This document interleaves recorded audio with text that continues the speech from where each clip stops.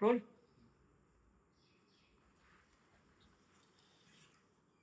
गपशप के इस नए कार्यक्रम में आज हम एक बार फिर से एक युवा वैज्ञानिक के साथ हैं। उनका नाम है शिवानी बर्थवाल। उनका काम लद्दाख से लेकर गंगा बेसिन तक फैला हुआ है। जैव विविधता को लेकर उन्होंने लंबा काम किया, इसके अलावा कम्युनिटीज़ के साथ काम किया और सबसे महत्वपूर्ण बात, उन्होंने भारत सरकार के लिए पॉलिसी मेकिंग में भी भूमिका निभाई है। ये एक ऐसा काम है जो हमारे देश की परियोजनाओं के बनने और बिगड़ने की कहानी भी कहता है। तो शिवानी से आज हम जानेंगे कि भारत में खासकर हमारी नदियों की सेहत कैसी है, लद्दाख के क्या हालात हैं और सरकार के स्तर पर क्या काम ऐसे हैं जो किए जा रहे हैं और जिनको नोटिस किया जाना बेहद ज़रूरी है। सलाम। कट। हेलो, सलाम, नमस्ते, सत श्री अकाल। मेरा नाम है गौरव नौडियाल और आप देख रहे हैं newsmanji.com के लिए मेरा ये खास कार्यक्रम गपशप। कट हो गया। ठीक है।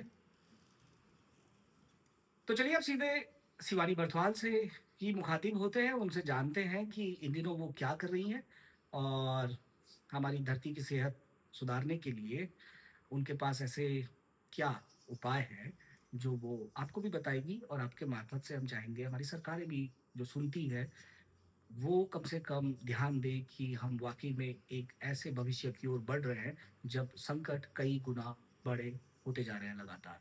शिवानी, सबसे पहले तो आपका स्वागत है आपका गपशप धन्यवाद में। और आपके दर्शकों का भी धन्यवाद और स्वागत।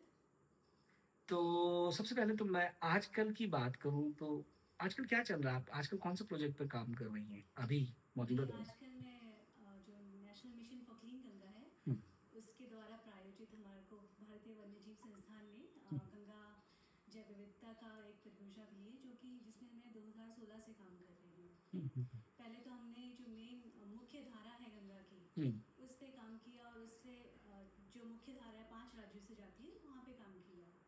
तो उसमें किस तरह की हाइड्रोलॉजिकल कंडीशंस हैं, किस तरह की जैव विविधता मिलती है पानी हुँ, में जो पाई जाती है, किस तरह के स्थानीय समुदाय हैं और किस तरह की हमारी अलग अलग सरकार की अलग अलग मिनिस्ट्रीज़ की जो नीतियाँ हैं हुँ, वो किस तरह से गंगा नदी को प्रभावित करती हैं, ओके। इस पे हमने पहले काम किया। अब ये काम 2020 से हम लोगों ने पूरे गंगा बेसिन जो कि इंडिया के 40% लैंड मास में को घेरता है हुँ। उस पर हमने काम भी 2020 से पूरे बेसिन में शुरू करा और जो हमने मेन स्टेम में काम किया था उसी को हमने रेप्लिकेट और या अपस्केल कर रहे हैं पूरे 11 राज्यों में जहाँ जहाँ से गंगा गुज़र और गई। उसकी सहायक नदियाँ गुजर रही हैं।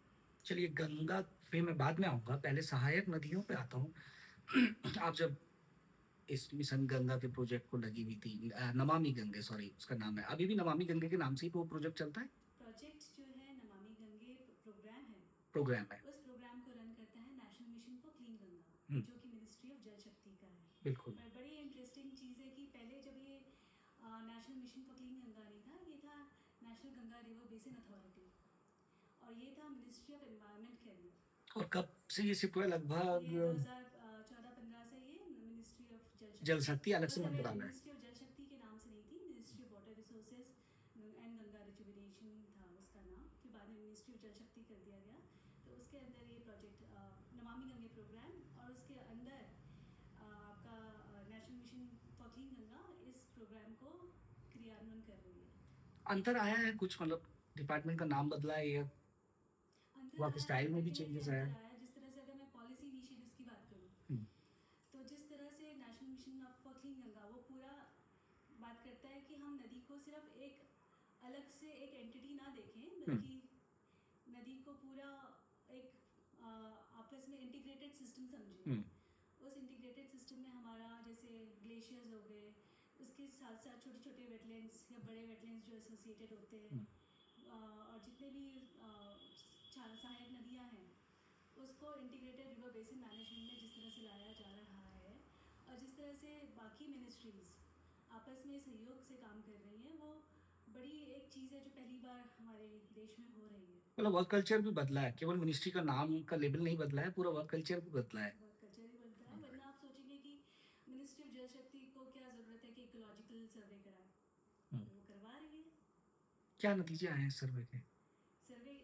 एक्चुअली ये सर्वे अगर आप वन्य जीव की बात करें, खासकर एक्वेटिक स्पीशीज़ की बात करें हुँ, तो एक्वेटिक स्पीशीज़ आप छोटे से छोटे कीड़े मकोड़ों से लेके बड़ी जो हमारी गांगेय डॉल्फिन है गैंजेटिक हुँ, डॉल्फिन वो तक पाई जाती है और सबकी लाइफ हिस्ट्री स्ट्रैटेजीज या लाइफ स्पैन अलग अलग होता है हुँ, तो छोटे कीड़े मकोड़ों और फिशेस फिर बर्ड्स फिर टर्टल्स ऑटर्स घड़ियाल मगर फिर हम जाते हैं डॉल्फिन पे तो इनकी जो लाइफ हिस्ट्री स्ट्रैटेजी और लाइफ स्पैन होते हैं वो डिफरेंट होते हैं तो किसी एक टेक्सा को देख के हम नहीं बोल सकते कि नदी में बदलाव आया है नदी अच्छी हुई है हुँ, पर हम कलेक्टिवली इन टेक्सा को देखते हैं तो हम बोल सकते हैं कि नदी में बदलाव आया है उनमें रहने लायक स्थितियाँ अच्छी हुई है यानी कि पानी की क्वालिटी इम्प्रूव हुई है ओके, तो जैसे हम लोगों ने जैसे मैंने बताया 2016 से मैं इस प्रोग्राम से जुड़ी हूँ और इस प्रोजेक्ट से जुड़ी हूँ तो उस समय जो हमारे साथियों ने सर्वे करा था रिसेंटली हमने एक रिपोर्ट निकाली है जिसमें उस समय का सर्वे और उसके बाद हमने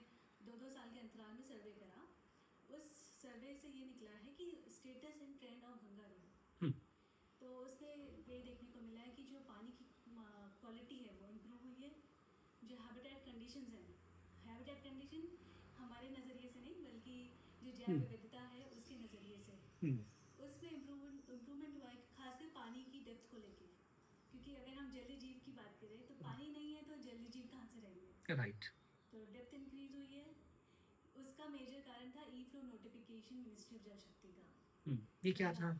गंगा के लिए खासकर उन्होंने ई फ्लो नोटिफिकेशन निकाला था उसमें ई फ्लो जो होता है वो इन्वायरमेंटल फ्लो होता है कि कम से कम पानी नदी में छोड़ा जाए ताकि जलीय जीव उसमें रह पाए ओके, कुछ एमएलडी निर्धारित कर दिया जाता है कि इतना एमएलडी वाटर लगातार हाँ जी आप रोक नहीं सकते बांधों के लिए, वो हाँ भी जी आपको रिलीज़ करना हाँ होगा। जी ओके, हालांकि वो भी अभी कंट्रोवर्शियल है लेकिन बट फिर भी it was first step towards that controversial क्यों? किस लिहाज से?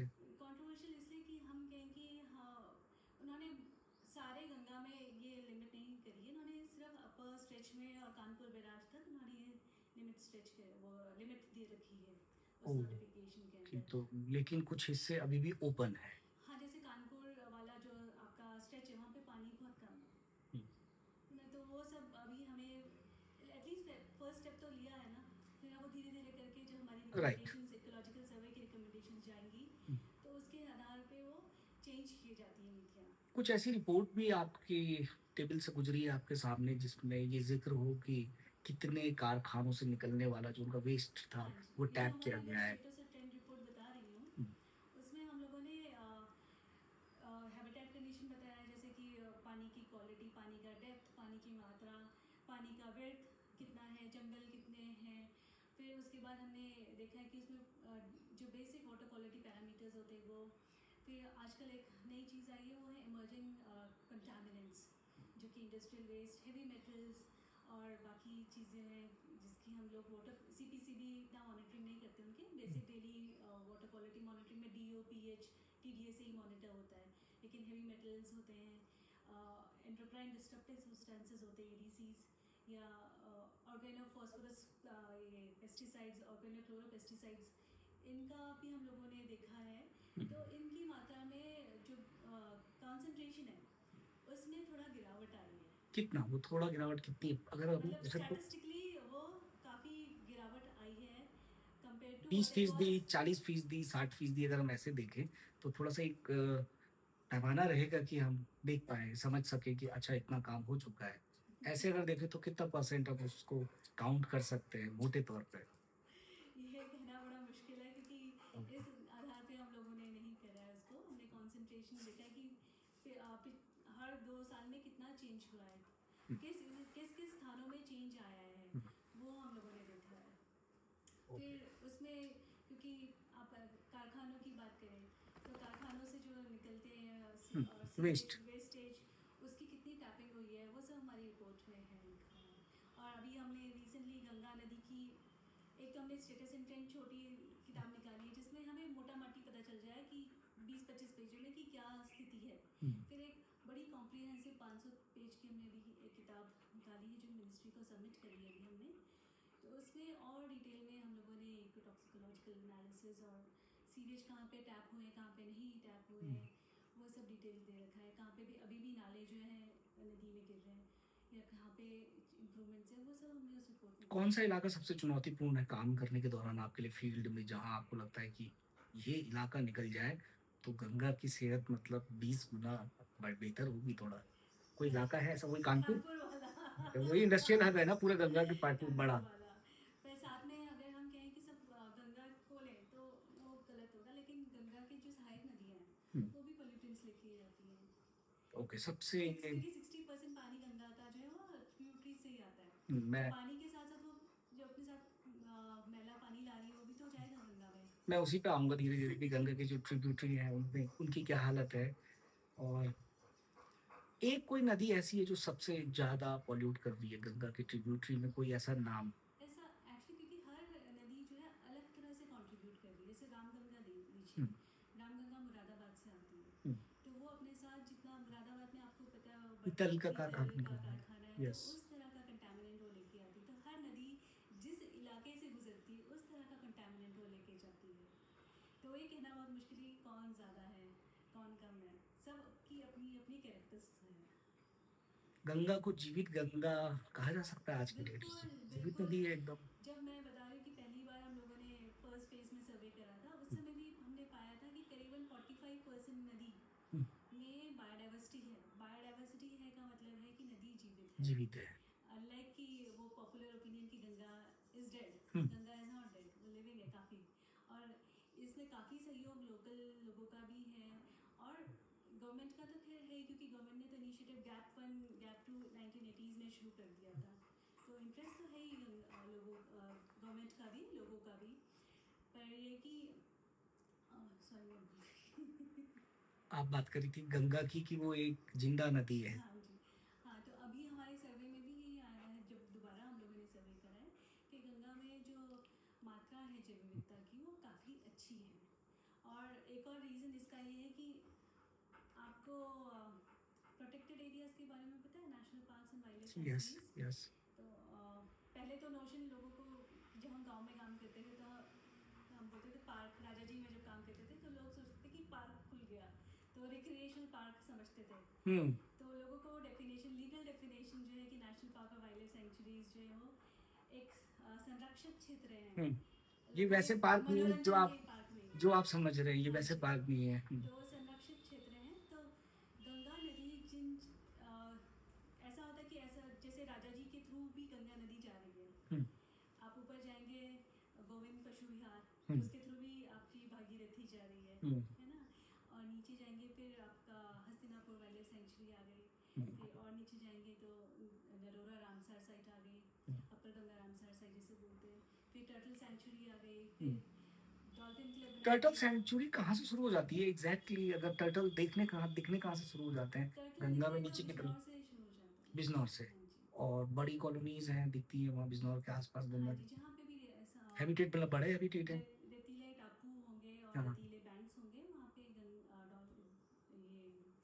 आपको टर्टल्स मिलेंगे। फिर आप बनारस, कानपुर, कानपुर नहीं, बनारस प्रयागराज। बनारस प्रयागराज, जहाँ पे यमुना और गंगा का कॉन्फ्लुएंस होता है उसके आसपास, क्योंकि वहाँ टापू बड़े, रेत के हम्म, टापू और बैंक्स बड़े बड़े हैं। हम्म, तो वो उनके परफेक्ट हैबिटेट है फॉर टर्टल्स एंड मगरमच्छ, घड़ियाल। हम्म। और इवन जो चिड़िया, जो कि हर चिड़िया पेड़ पे घोंसला नहीं बनाती, कुछ हाँ। चिड़िया जो है रेत में भी घोंसले बनाती है, तो उन्हें हम आइलैंड नेस्टिंग बर्ड्स बोलते हैं।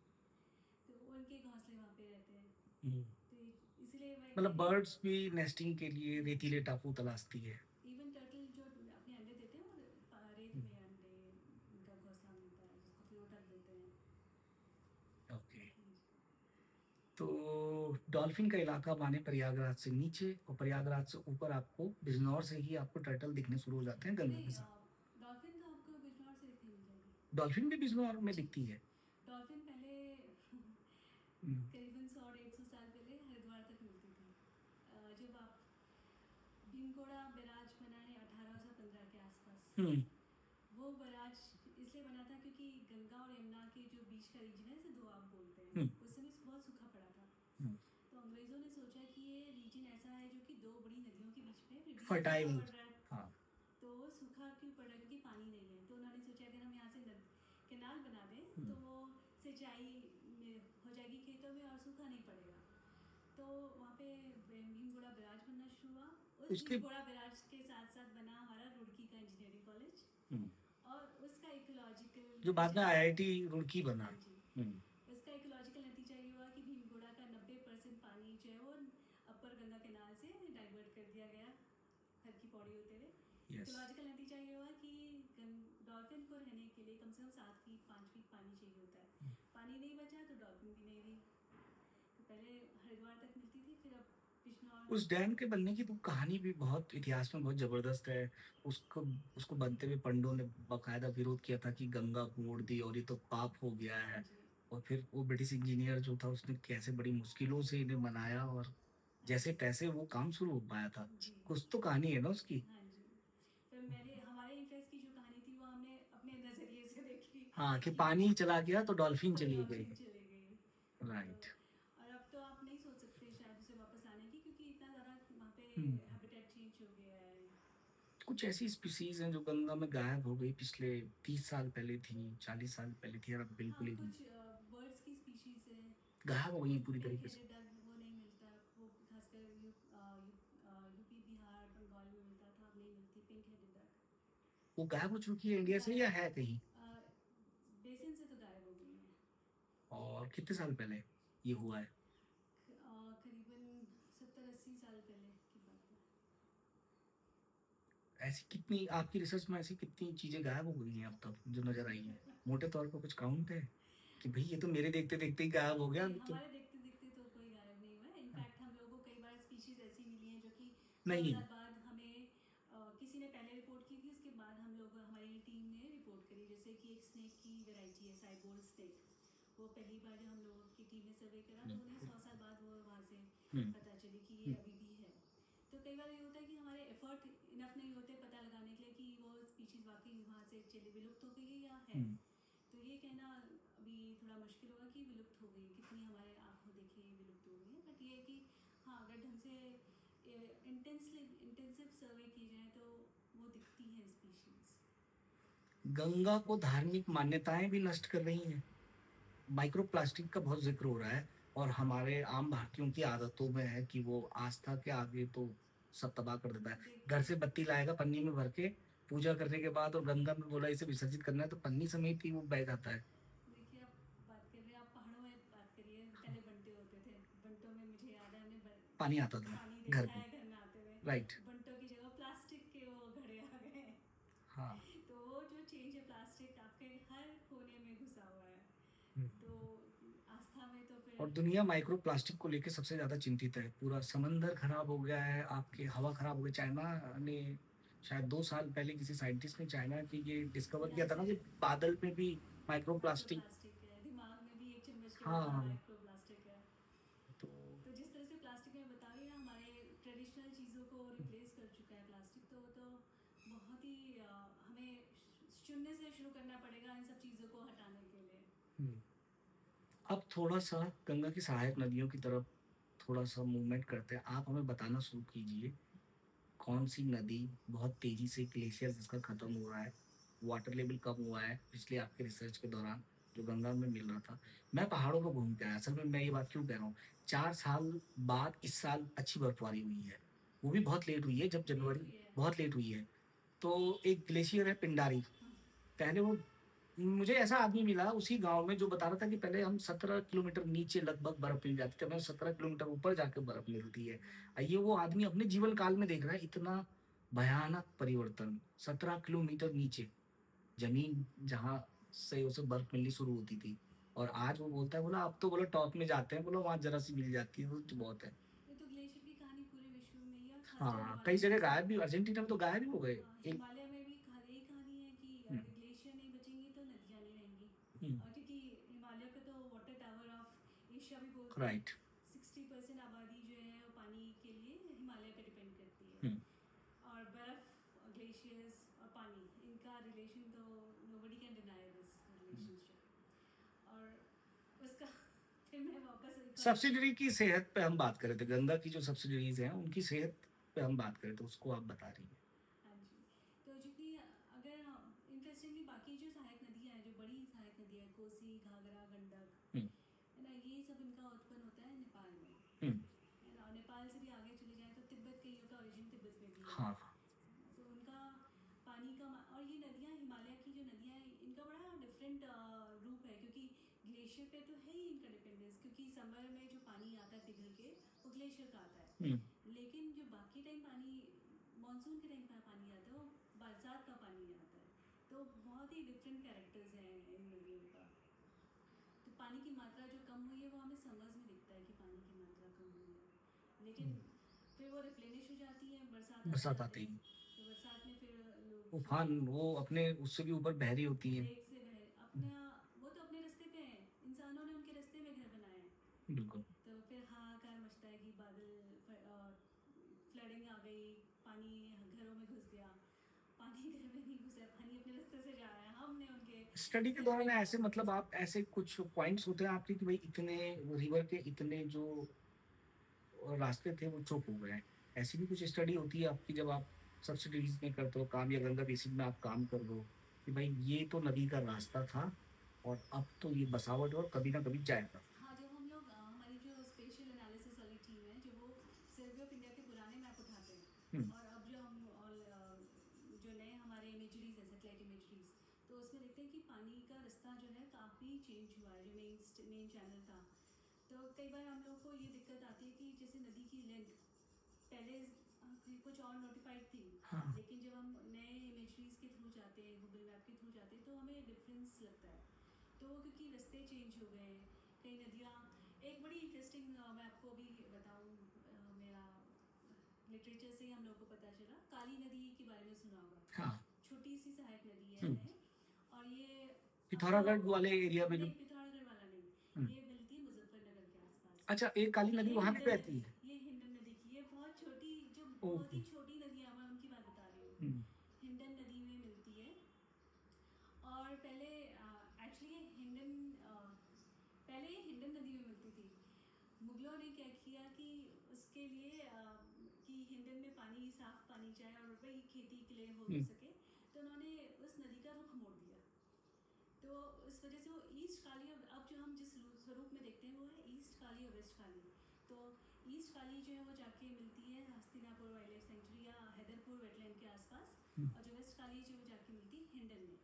तो हम लोगों ने, इंसान ने अपने स्वार्थ के लिए हम्म। नदी का रुख मोड़ा और एक नदी से दो नदियाँ बना डाली। और अब दोनों में पानी नहीं है। दोनों में पानी नहीं है, दोनों में अब जो है वो सीवेज का पानी जाता है। ओके। तो ये कम्युनिटी के साथ आप जब काम कर रही थी गंगा को बचाने के लिए नमामि गंगे प्रोजेक्ट के दौरान आपने कम्युनिटीज के साथ भी उस दौरान काम किया। मेरा डायरेक्ट काम कम्युनिटीज़ के साथ नहीं है, मेरे बाकी टीम के सदस्य ओके। कम्युनिटी तो से आपको काम करते इंटरेक्ट हैं। करने का कभी मौका मिला कम्युनिटीज से कभी किसी हाँ, जब प्रोग्राम। वो प्रोग्राम के लिए देहरादून में आते हैं तब हमें मौका मिला उनसे क्या बातचीत करने का। नजर आया आपको कम्युनिटीज में कुछ बदलाव है। कम्युनिटीज़ का जो लगाव है गंगा को लेकर, वो तो बहुत ही घना लगाव है। हम्म। उनका आस्था जो गंगा को लेके है उसको बाकी लोग नहीं समझ सकते। जो लोग दूर रहते हैं, जब हम लोग भी जैसे गंगा से दूर हैं, हम्म। तो हम उस आस्था को नहीं समझ सकते। हम्म। इतना ज़्यादा उन लोगों में गंगा से लगाव है कि वो गंगा को साफ रखने के लिए अपनी तरफ से पूरी कोशिश कर रहे हैं। हम्म। जिस तरह से वो लोग हमारे साथ अपने आप वॉलेंटियर तरीके से जुड़े हैं, बाकी मेरे जो साथी हैं वो उसके बारे में आपको विस्तार में बताएंगे। हम्म। तो गंगा प्रेमी एक टर्म बहुत सुना, हाँ मीडिया में आता बिल्कुल। है, तो उसके बारे में आप मेरे साथियों से बात कीजिएगा, तो अब आपको ज़्यादा बेहतर तरीके से बता पाएंगे कि किस तरह से जो कम्युनिटीज़ है वो गंगा पे से जुड़ी, या किस तरह से वो लोग अपने आप वॉलेंटियर, हम उन्हें वॉलेंटियर कहते हैं, उन्हें पैसा नहीं देते, हम्म। अपने आप अपने इंटरेस्ट की वजह से वो हम लोगों से जुड़ी हुई हैं। हम्म। प्रधानमंत्री से कभी डायरेक्ट गंगा अभियान को लेकर कभी कोई ऐसी मीटिंग हुई है जब डायरेक्ट पीएमओ में आप लोगों को प्रेजेंटेशन देना पड़ा हो अपने काम का या कभी कुछ ऐसी संभावनाएं बनी। हाँ, पीएमओ में तो नहीं है दिया हम लोगों ने डायरेक्टली कुछ अपना काम, हम्म। लेकिन जब आपको याद होगा जब प्रोजेक्ट डॉल्फिन लॉन्च हुआ हम्म। तो नेशनल गंगा कमेटी की पहली मीटिंग हुई थी कलकत्ता में। हम्म। उसके जो चेयरमैन हैं वो हमारे प्रधानमंत्री हैं। हम्म।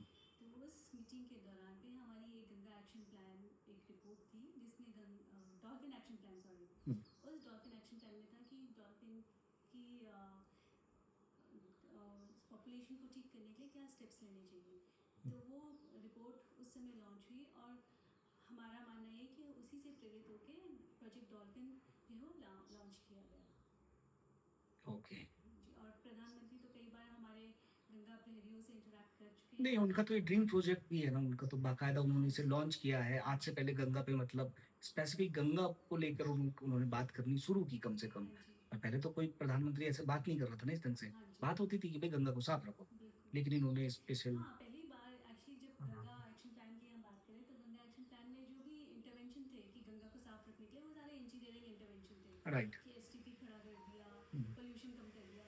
लेकिन ये जो national mission for clean Ganga और नमामि गंगे प्रोग्राम के एक साथ मूड जो बना जनता का। हाँ, हाँ, क्योंकि जन भागीदारी की बात करें, राइट, उस इसमें दो तीन चीज़ हुई। उन्होंने अविरल गंगा बोला, अविरल मतलब non stop, continuously flowing. Right. अविरल बोला नमामि सब साफ-सुथरी गंगा बना। हाँ जी। हाँ, और दूसरा था कि अविरल और निर्मल गंगा। निर्मल। निर्मल गंगा यानी क्लीन गंगा, पोल्यूशन नहीं होगा, और साथ में जन भागीदारी की बात करी। और जहाँ पे ई फ्लो की बात आ गई तो उन्होंने बायोडाइवर्सिटी की भी बात करी। पहले ये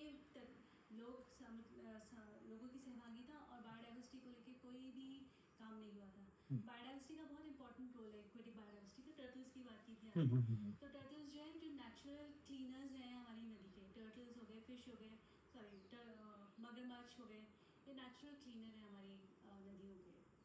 इनका ये नहीं रहेंगे तो फिर जो नदियों का जो सेल्फ क्लीनिंग सिस्टम है, मैकेनिज्म है, वो ख़त्म हो जाएगा। हुँ। तो लेकिन ये टर्टल का ज़िंदा रहना इसलिए भी ज़रूरी है। टर्टल्स का और बाकी चीज़ों का गंगा में एक वायरस होता है ना, क्या नाम है उसका? बैक बैक्टीरियोफेज, जिसकी वजह से बैक्टीरियोफेज। पानी जो है वो कभी भी ख़राब नहीं होता वो है, और किसी रिवर में नहीं है। और किसी रिवर में नहीं है। कारण क्या है? उसके बहुत सारे कारण लोग साइंटिस्ट ने बोले हैं। एक तो कारण बोलते हैं कि हिमालय से पानी आ रहा है, हिमालय की तो वो तो जैसे जड़ी कि बूटियाँ। यमुना में भी आ रहा है। हाँ, तो वो भी गंगा में तो जा रहा है। यमुना का पानी तो आधा तो रोक दिया ना पहले। हुँ। यमुना में जो नहीं पानी मतलब गंगा मैं में मिलता मैं है। ये कह रहा हूँ, वो अगर बैक्टीरिया अगर हम हिमालय रीजन से निकलने वाली बाकी सब स्ट्रीम में ढूँढे तो वहाँ मिल सकता है। पॉसिबिलिटी है, और ये देखना पड़ेगा। इसमें फिर से हमको टीम को रिसर्च करनी पड़ेगी हुँ। कि किसी ने ऑलरेडी लिटरेचर रिव्यू करना पड़ेगा हुँ, हुँ, हुँ, कि हुँ। किसी ने पहले बाकी सहायक नदियों में इस तरह से बैक्टीरियोफेज मिला है कि नहीं मिला है। ओके। और एक जहाज चलता है जिसमें कहा जाता है कि आप बनारस से और गंगा सागर तक आप जाइए उसमें बैठ के। तो वो उस योजना पे जब वो शुरू हो रहा था, तब वैज्ञानिक समुदाय क्या सोच रहा था उस वक़्त? हमने एक्चुअली जब जहाज़ चलता है हुँ। तो उसका रडार है। पहले तो जहाज़ चलने के लिए ड्रेजिंग करी जाती है कि जहाज़ जो है वो टकराए ना। हाँ, नीचे क्योंकि उतला है हाँ, ना कई जगह। तो ड्रेजिंग करने से जो नीचे, जो मैंने पहले बताया था कि छोटे छोटे जीवांश होते हैं, हुँ, वो डिस्टर्ब होते हैं। जो फिश जो नीचे समतल स्थिति में रहती है, सबसे बॉटम में रहती है, उनका डिस्टर्बेंस होता है। फिर उसके बाद जब जहाज़ चलते हैं तो जो प्रोपेलर्स हैं उससे टकराती हैं डॉल्फिन, मछलियाँ, टर्टल्स।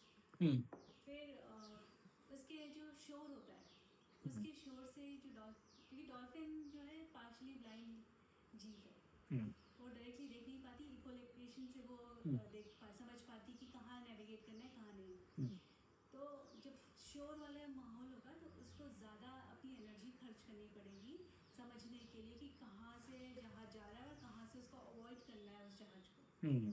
तो ऐसे बहुत सारे इंसिडेंसेस मिले हैं, मोर्टेलिटी इंसिडेंसेस, जहाँ पे डॉल्फिन जो है वो प्रोपेलर से टकराई है और जहाँ से उसको कंफ्यूजन हुआ है। और साथ में जो फिशिंग नेट में भी डॉल्फिन मिली है, मोर्टेलिटी केसेस ऐसे हुए हैं। बंद क्यों हुई वो योजना? क्या आप लोगों की रिपोर्ट की वजह से? आप लोगों ने ऐसी कुछ रिपोर्ट दी थी हमने सरकार को? डायरेक्टली ऐसी कोई रिपोर्ट नहीं दी, बट रिकमेंडेशंस दिए थे कि जो चिंताएँ थी आप लोगों को? चिंताएं थी, और रिकमेंडेशंस थे कि जैसे जहाज के जो चलने का टाइम है वो डॉल्फिन की पीक एक्टिविटी टाइम से मैच ना करे। कि जिस टाइम पे डॉल्फिन सबसे ज़्यादा एक्टिव होती है उसी टाइम पे अगर जहाज भी चलेंगे तो मोर्टेलिटी जो इंसिडेंसेस हैं या घायल होने के इंसिडेंसेस हैं वो सबसे ज़्यादा होंगे। किस वक़्त पे सबसे ज़्यादा डॉल्फिन एक्टिव होती है? सुबह के समय और शाम के समय। जो नॉर्मल हाँ जी, वक़्त होता है चिड़ियों का भी चिड़िया और का, जानवरों बाकी का, हाँ जानवरों का जी, भी मूवमेंट का। हाँ जी। डॉल्फिन की सबसे अच्छी बात क्या है? डॉल्फिन की सबसे अच्छी बात, वो एकदम फ़िल्मी एक तो फ़िश है। हर फिल्म ह है। सबसे ज़्यादा शूट की गई फ़िश होगी शायद दुनिया में जिसे सबसे ज़्यादा शूट किया गया व्हेल के बाद। एक तो सबसे पहले गलतफहमी मैं आपकी दूर करना हाँ। चाहती हूँ, मछली नहीं है, सॉरी मैमल है। मैमल हाँ जी। सॉरी अच्छा हम लोग तो मछली देखते हाँ, हैं नहीं, ज़्यादातर ना। लोगों को वही, क्योंकि लगता है पानी में तो मछलियाँ ही होती हैं, हाँ, तो मैमल है। सोशल एनिमल्स होते हैं। जस्ट लाइक हमेशा पेंगुइन्स। हाँ जी। हम्म। और लेकिन ये वाली जो डॉल्फिन है, जो समुद्र में जो या एक्वेरियम में जो डॉल्फिन रहती है बड़े एक्वेरियम में, उनसे बहुत डिफरेंट होती है। ये शाय है वो। बाकी जो समुद्र वाली डॉल्फिन, एक्वेरियम वाली डॉल्फिन, वो बहुत फ्रेंडली होती है। हाँ, वो इंसानों के करीब भी आती है, हम वीडियोस देखते हैं काफी। हाँ जी। गंगा के डॉल्फिन नहीं आएंगे ये ऐसे। बहुत शाय होती है और सिर्फ ये 8 सेकंड के लिए बाहर निकलती है पानी से सांस लेने के लिए। हर 8 सेकंड में पानी से सांस लेने के लिए ऐसे निकलते हैं। बाकी डॉल्फिन तो देखा होगा कि छलांग लगा रही है, कूद रहे हैं, हम्म। पर ये नहीं ऐसे करती, करतब नहीं दिखाती ऐसे। इन्हें क्या कहते हैं जो गंगा की डॉल्फिन है? नाम क्या है इसका? इसका साइंटिफिक नेम है प्लेटनिस्टा प्लेटनिस्टा और गैंजेटिक डॉल्फिन। और जो हम देखते हैं एकदम, वो जो यूरोपियन जिनके साथ खेल रहे होते हैं, जिनके ऊपर बैठ के वो चले जाते हैं, वो कौन सी वो डॉल्फिन? दूसरा स्पीशीज है। वो हमारे यहाँ नहीं मिल रही? वो हमें मिलती है इधर, समुद्रों में मिलती है हमारे। केरल की तरफ मैंने कोस्टल, केरल की हाँ जी, कोस्टल में मैंने केरल की कुछ डॉल्फिन तरफ, देखी। महाराष्ट्र की तरफ, हमारे जो भी कोस्टल एरियाज है वहाँ पे मिलेगी ये। ओके। हाँ जी। और और जैसे डॉल्फिन पे बात चली तो 5-6 जो है नदी में रहने फ्रेश वाटर, ये फ्रेश वाटर डॉल्फिन है। बाकी जो समुद्र में है वो खारे पानी की डॉल्फिन है। ओके। तो उनमें से एक है जो चाइना में यांगसे रिवर डॉल्फिन, क्योंकि उन्होंने यांगसे रिवर जो चाइना की सबसे हम्म। बड़ी रिवर है हम्म। उसमें मिलती थी। हम्म। पर वो जो रिवर को उन्होंने कॉन्क्रीटाइज कर दिया, नहर बना दिया। तो उसकी वजह से और बहुत ज़्यादा वहाँ पे, क्योंकि नहर बनाया तो उसका मतलब जो बोट का ट्रैफिक है, हम्म। बड़ी बड़े जहाज़ों का ट्रैफिक है वो बहुत हम्म। ज़्यादा है, तो वहाँ पे लुप्त हो गई। तो हम नहीं चाहते कि हमारी जो कांगड़ा डॉल्फिन है उसका भी सेम हालत हो जैसे कि यांगजे रिवर डॉल्फिन की है। हम्म। कुछ संख्या है इनकी, कुछ होगी ऐसी, काउंट होते हैं कि? हाँ, अभी हमारे क्योंकि मिनिस्ट्री ऑफ इन्वायरमेंट ने भी प्रोजेक्ट डॉल्फिन लॉन्च किया था, हम्म। तो उसने 5,000 से ज़्यादा हमारे डॉल्फिन की संख्या दावा पूरे किया है कि बेसिन 5,000 से ज्यादा है। पूरे इंडिया में, जिसमें गंगा ब्रह्मपुत्र बेसिन हम्म। मिला के है, सहायक नदियों का मिला के हम्म।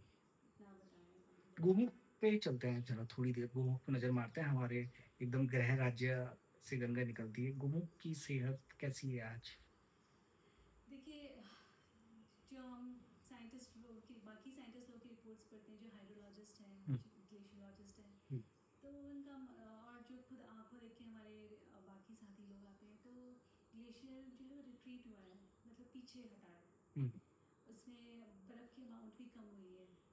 तो क्लाइमेट चेंज का एक बहुत बड़ा एक ये है कि जैसे अगर क्लाइमेट चेंज हो रहा है जैसे, तो गर्मी बहुत तेज़ हो रही है, ग्लेशियर उतनी ही जल्दी मेल्ट हो रहा है। हम्म। लेकिन सर्दियों में जो बर्फ़ पड़ती है तो नॉर्मली ग्लेशियर वापस आ जाते हैं। हम्म। लेकिन अब जो सर्दियों में बर्फ़ पड़ रही है वो ठेठ सर्दी में बर्फ़ ना पड़ के लेट हो गई है। लेट हो रही है, यस। तो उस वजह से बर्फ़ ठहर नहीं रही है, ग्लेशियर राइट। वापस अपने quality of cooling ice period में, कम हो गया है ना हाँ हमारा। जी, वो वापस नहीं जा पा रहे हैं। हम्म। तो अब धीरे धीरे क्या होगा कि धीरे धीरे करके हमें पानी गर्मियों में तो ज़्यादा मिलेगा, क्योंकि बर्फ़ एकदम जल्दी जल्दी पिघल रही है, टेम्परेचर भी इंक्रीज़ हो गया है। लेकिन कुछ टाइम बाद ऐसा होगा जब वो ग्लेशियर ही नहीं रहेगा, तो गंगा में या कोई भी सहायक नदियों में गर्मियों के समय पानी मिलना बहुत मुश्किल होगा। गोमुख से और गंगा सागर के बीच 5 सबसे बड़ी चुनौतियां जो आपको नजर आती हैं, इन पे सबसे पहले काम किया जाना चाहिए। ये सबसे पहले एड्रेस होनी चाहिए अगर प्रधानमंत्री का जो ये ड्रीम प्रोजेक्ट है, नमामि गंगे, इसको हम चाहते हैं वास्तविक स्वरूप में गंगा बहे, तो आपके नजरिए से ऐसे 5 चीजें क्या होती हैं फिर? अगर हम गौमुख से शुरू करें और गंगा सागर गंगा तक, सागर तक। तो सबसे पहला पहाड़ों में देख लीजिए हाइड्रो पावर हम्म। ना, सबसे बड़ी जैसे चुनौती है। कि सबसे बड़ी चुनौती है, क्योंकि उसमें आप कह रहे हैं डेवलपमेंट भी हो और पानी गंगा भी बहे, हम्म। तो ये बहुत ही कॉन्फ्लिक्टिंग सिचुएशन है हम्म। कि पानी भी रहे और गंगा भी रहे। पर आपने अगर पहले बांध बना दिया, हम्म। पानी रोक लिया, तो आपने गंगा को बहना पहले ही रोक दिया, तो गंगा कहाँ, नदी कहाँ, स्वरूप कहाँ रहा? हम्म। वो तो तालाब बना दिया आपने।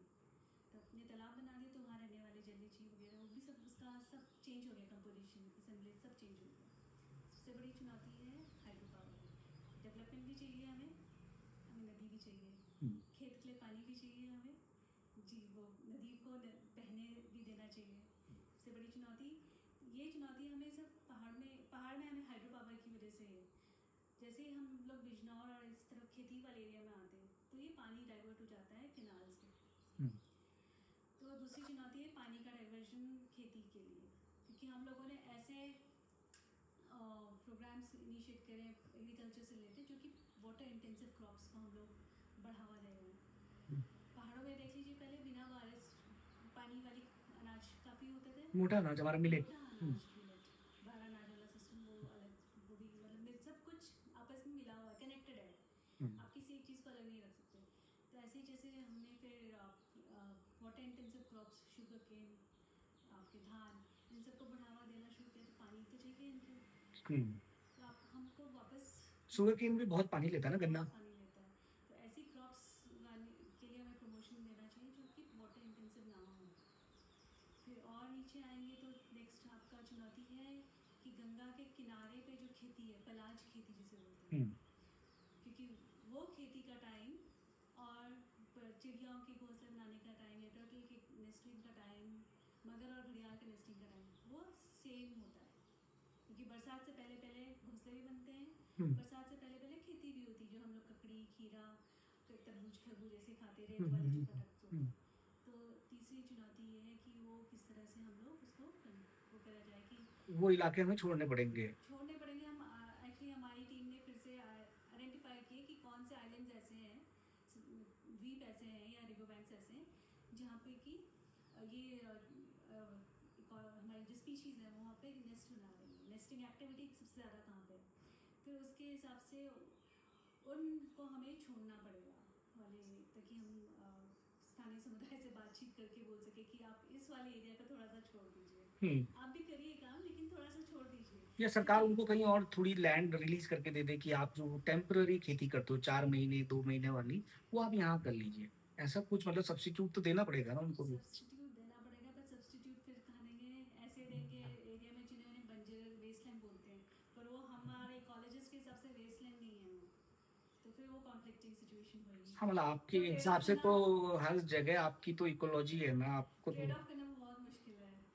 लेकिन और साथ में जब हम खेती की बात करें तो खेती, जब खेती तो कर ही रहे हैं, साथ में जो साथ में पालतू पशु हैं, गाय हो गए, डॉग्स हो गए, डॉग्स आके वो एग्स को खाते हैं, जो भी नेस्टिंग एग्स हो गए। फिर जो लोग गुजर रहे हैं उधर से, तो वो बिना देखे गुजर रहे हैं, तो वो ट्रैम्पल कुचलते हुए चले जाते हैं उन अंडों को। तो ये चुनौतियाँ भी रहती हैं। फिर आगे जाके जाएँ, बिहार हाँ जी, वहाँ पे ये चुनौती है कि छठ बहुत बड़ा गंगा पे निर्भर एक उत्सव भी है। उत्सव गंगा भी की है। पूजा करते हैं। जिस तरह से हम देखते हैं कि लोग त्योहार से पहले बहुत सफाई करेंगे, हम्म। लेकिन उसके बाद सारी गंदगी गंगा में सुहा करके चले जाएंगे। ये तो हर तो कुंभ के बाद भी लगभग ऐसा ही बिल्कुल। होता है। और और ये मुझे लगता है धार्मिक परिवर्तन जो है हमारे धार्मिक गुरुओं के थ्रू ही आएगा। हम्म, अगर वो इस तरह से बोलें कि आपको गंगा जी में ये सब नहीं बहाना है, हम्म।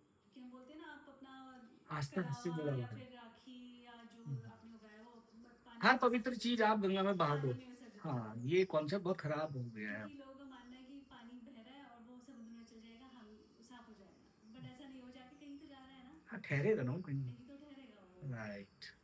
समंदर तो सड़ ही गया है, खैर उसकी सेहत बहुत खराब है। बहुत खराब है हम्म। समुद्र की सेहत। उसके बाद बिहार के बाद अब हम आखिर में चलते हैं बंगाल की तरफ, थोड़ा सा हावड़ा ब्रिज के नीचे से गुजरते हुए और आगे सुंदरबन में प्रवेश करती है गंगा। उसके बाद क्या वहाँ की क्या स्थिति है? सुंदरबन अपने आप में एकदम रिच बायोडाइवर्सिटी वाला इलाका है। टाइगर की प्रेजेंस है, हालांकि वो आपके काम का हिस्सा रहा होगा, कहीं टाइगर टकराया कभी आपको? नहीं, ऐसे एक्चुअली मैं उधर वाले फील्ड में कभी नहीं गई हूँ, कभी नहीं गई है? पर अच्छा। मैंने, मेरे साथी गए हैं, हम्म, और मैंग्रोव पे मेरा काम काम भी है, पहले बहुत पहले का। हम्म, वहाँ भितरकनिका का नाम सुना होगा आपने। तो मैंने लिटरेचर रिव्यू बेस्ड स्टडी करी है, मेरी एक दो स्टडीज़ की है उधर पे। हम्म। तो मैनग्रोव्स पे भी मैं आऊंगा, बहुत बड़ा सवाल बना हुआ है खासकर मुंबई कर के हाँ लिए। जी। तो मैनग्रोव्स पे मैं आऊंगा और आपके पर्सपेक्टिव से समझेंगे कि वो झगड़ा कितना बड़ा होने वाला है आगे। मैंग्रोव जो है बहुत ही मिसअंडरस्टूड चीज़ है। तो जैसे अभी सुंदरबन की आपने बात हम्म, की, तो सुंदरबन में जिस तरह से फरक्का बराज बना, अब फरक्का बराज, हिल्सा जो है बंगालियों का बहुत बड़ा हिस्सा है भोजली का, बिल्कुल। है ना। उनकी चेहती मछली। चहेती मछली, फरक्का बराज बना, तो पहले जब टाइडल इन्फ्लुएंस होता था, हाई टाइड लो टाइड होती है, हम्म, तो जब टाइडल इन्फ्लुएंस होता था वो आपका प्रयागराज तक टाइडल इन्फ्लुएंस होता था। हम्म, तो हल्सा मछली प्रयागराज तक मिलती थी एक टाइम पे। तो फरक्का बराज बना तो खारा पानी जो है अंदर जाना बंद हो गया, हम्म, तो हिल्सा जो है ऊपर मिलनी बंद हो गई। एक पूरा हैबिटेट हिल्स अगर तबाह हो गया एक हाँ, बैराज बनते ही। बैराज बनते ही आप सोचिए कि वो डाइल्यूशन जो खारे पानी का मीठे पानी में होगा वो बहुत ही कम होगा, लेकिन फिर उसका असर, इकोलॉजिकल असर कितना ज़्यादा हुआ है। हम्म, और दूसरा फराक्का बराज बनने से या म- कोई भी बराज बनने से, मतलब एक कितना जब बड़ा एग्जाम्पल है ना कि एक छोटी सी परियोजना एक पूरे नदी के पूरे तंत्र को तबाह कर सकती है और उसे बिल्कुल, आप जिंदा नहीं कर सकते हो ऐसी चीजें पे। हाँ जी, उसी पे मैं आ रही हूँ। जैसे सिल्ट की बात करें, हम्म, तो नदियाँ, खासकर हिमालयन तंत्र वाली नदियाँ, जितनी भी नदियाँ हैं, अपने हम्म, साथ बहुत ज़्यादा सिल्ट लेके आती हैं। हम्म, तो जब सिल्ट आता है नीचे, जब आप इमेजिन करिए कि कोई भी बैराज नहीं है, कोई डैम नहीं है, तो सारा सिल्ट नीचे, जहाँ पे खारे पानी से रेस्टोरेंट एरिया में, हम्म, वहाँ पे जो पौधे हैं उनकी जड़ें ऊपर को होती हैं। तो जैसे हम छत में वो डालते हैं ना, जाल डालते हैं हम्म, आयरन का, हम्म, और फिर सीमेंट डालते हैं ऊपर से, हम्म, तो सिल्ट उसकी तरह काम करती थी और तब वो जो हमारा लैंड है, वो लैंड हमारा बढ़ता था। तो लैंड बढ़ेगा तो उसमें रहने वाले जो जीव जंतु हैं उनको अच्छा हैबिटेट मिलेगा। अभी क्या हो रहा है, वो सिल्ट आना बंद हो गया है, तो लैंड आपका जो है वो, और ऊपर से सी लेवल राइज हो रहा है क्लाइमेट चेंज की वजह से, हम्म, बढ़ते हुए तापमान की वजह से। हमारे अंटार्कटिक और आर्कटिक में जो आइस कवर है वो मेल्ट हो रहा है, और हम्म, उसकी वजह से सी लेवल राइज हो रहा है, राइट। आगे भी होगा। हम्म, तो धीरे दुनिया का धीरे एक जो खूबसूरत ये शहर, डूब रहे हैं। दुनिया का सबसे खूबसूरत शहर वेनिस कहते हैं जल्दी 100 साल में डूब जाएगा। हाँ जी। हम्म, तो ये बहुत, देखिए ना, सब कुछ बहुत ज़्यादा इंटीग्रेटेड है। आप किसी भी चीज़ को अलग नहीं सोच सकते कि आपने बांध बना दिया, हो गया। हम्म, बांध बनाने का या बैराज बनाने का जो असर है, वो पॉजिटिव असर तो इमीडिएटली दिख जाएगा, लेकिन हम्म, जो नेगेटिव इम्पैक्ट है उसे हम्म, देखने में बहुत साल लगेंगे। लेकिन उसको एकदम से वो करना कि नहीं, ये नहीं, डिसमिस करना कि ऐसा हो ही नहीं सकता, वो भी गलत है। राइट। चलिए अब मैं आगे बढ़ रहा हूँ। तो हिमालय के अगर विकास के जो मॉडल की बात होती है उसकी असली कीमत कौन चुका रहा है? मैं ये सवाल आपसे इसलिए भी पूछ रहा हूँ क्योंकि आपने समुदायों के साथ यहाँ पे काम किया, इकोसिस्टम सर्विसेज के साथ काम किया, साथ में आपने शायद प्राकृतिक संसाधनों के आर्थिक मूल्यांकन पे भी काम किया, लगभग 2 साल, 2 दशक, 20 साल। क्या है स्थिति असली? कौन चुका रहा है कीमत हमारे, अगर हम हिमालय में अपने डेवलपमेंट प्रोजेक्ट की बात करें? स्थानीय समुदाय, स्थानीय समुदाय कीमत चुका रहा है डायरेक्टली। हम्म, लेकिन उसका असर बाकी, जो मैं कह रही थी ना, 60% लोगों को पानी मिल रहा है, उनको बाद में पता चलेगा। यस। उन्हें इमीडिएटली अभी तो जो बड़े बड़े बेनिफिट है कि बिजली मिल रही है, खाने मिल रहा है, टूरिज्म हो रहा है, हाँ, ये सड़कें तो बन गई। इमीडिएट बेनिफिट है। हम्म, लेकिन इमीडिएट नुकसान जो है वो हो रहा है लोकल लोगों को, लेकिन लॉन्ग टर्म नुकसान जो होगा वो होगा पूरे बाकी देश को होगा, वो हिंदुस्तान को होगा। पूरे हिंदुस्तान को हम्म। होगा। अब जैसे टूरिज्म की बात करें, तो टूरिज्म हमारे हिमालय, पूरे हिमालय में। आज ही की एक तस्वीर देखे तो एकदम ट्रैफिक जाम जैसा केदारनाथ रामबाड़ा वाले रास्ते में है, बिल्कुल जो बिल्कुल। पैदल है, जहाँ गाड़ियां नहीं जाती, गाड़ियाँ नहीं जाती। वहां पे भी जाम लगा हुआ है। जो टूरिज्म है वो बढ़ा है, तो उसको लोगों को लगता है कि जीडीपी बहुत या इनकम बहुत बड़ी होगी। ऐसा नहीं है। इनकम का टूरिज्म का कंट्रीब्यूशन लोकल इनकम में बहुत ही कम, नेग्लिजिबल है। ये मतलब एक मिथ है कि टूरिज्म सेक्टर से हम अपने रेवेन्यू बढ़ा रहे हैं। इस बात पे पहले भी मैं इसे कहीं जिक्र पढ़ा था। आप मुझे समझाइए ऐसा क्यों है, क्यों आप ऐसा कह रही हैं? समझाइए थोड़ा आसान देखिए, शब्दों में। ज़्यादातर जो टूरिस्ट आ रहे हैं, हम्म, कैसे आ रहे हैं, अपनी गाड़ियों से आ रहे हैं। हाँ। कहाँ ठहर रहे हैं? बड़े होटल्स में ठहर रहे हैं। स्थानीय समुदाय के साथ उनका क्या फ़ायदा मिल रहा है? किस तरह का इनकम वो रोजी रोटी का इनकम दे रहे हैं? घोड़े खच्चर वाले घोड़े खच्चर वालों को ज़्यादा से ज़्यादा 100-200 रुपये दिहाड़ी हम्म, मिल जाती होगी एक पर्सन के हिसाब से। हम्म, हम्म, तो अगर वो 100-200 रुपये तो कुछ भी नहीं है आजकल के ज़माने में, राइट।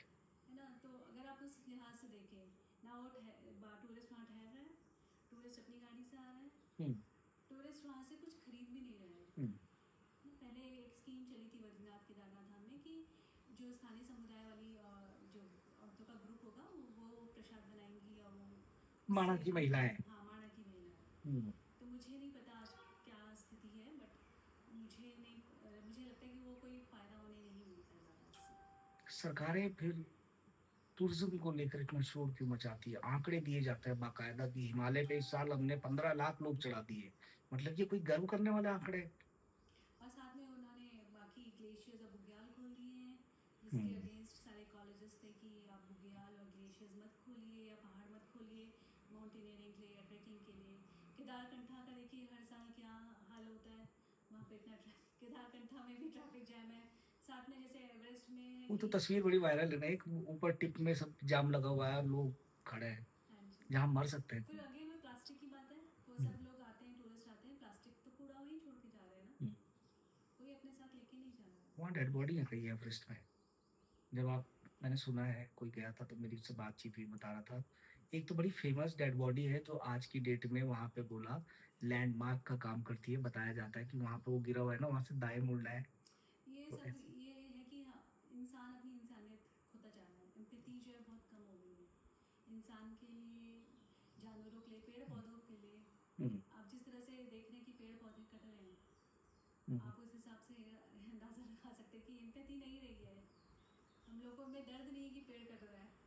हम्म, बहुत कम लोग होंगे जिनको दर्द होगा कि पेड़ कट गए यहाँ से, तो ये पेड़ हम लैंडमार्क हुआ करते थे पेड़, हम्म, हम सहस्त्रधारा रोड में जब जाते हैं तो लैंडमार्क हुआ करते थे कि इस पेड़ से मुड़ना है बाएं या दाएं, हम्म। अब वो पेड़ ही नहीं तो इतना कंफ्यूजन होता है कि क्या है, कंक्रीट के जंगल आ गए हरे लेकिन इस भरे। देहरादून में अगर देखें तो एक छोटी ही सही लेकिन एक कम्युनिटी नजर आती है जो इस तरीके के, जब मैं देखता हूँ यहाँ पे कुछ प्रोटेस्ट हो रहे होते हैं तो अच्छा खासा मोह आता है पेड़ों को लेके हाँ बचाने। जी, आता है। बीच में एक बयान जारी हुआ और ये बयान बड़ी मतलब ये अजीब बात भी है, ये उस शख्स से आता है जो पॉलिसी बनाने के लिए बैठा हुआ है सरकार में।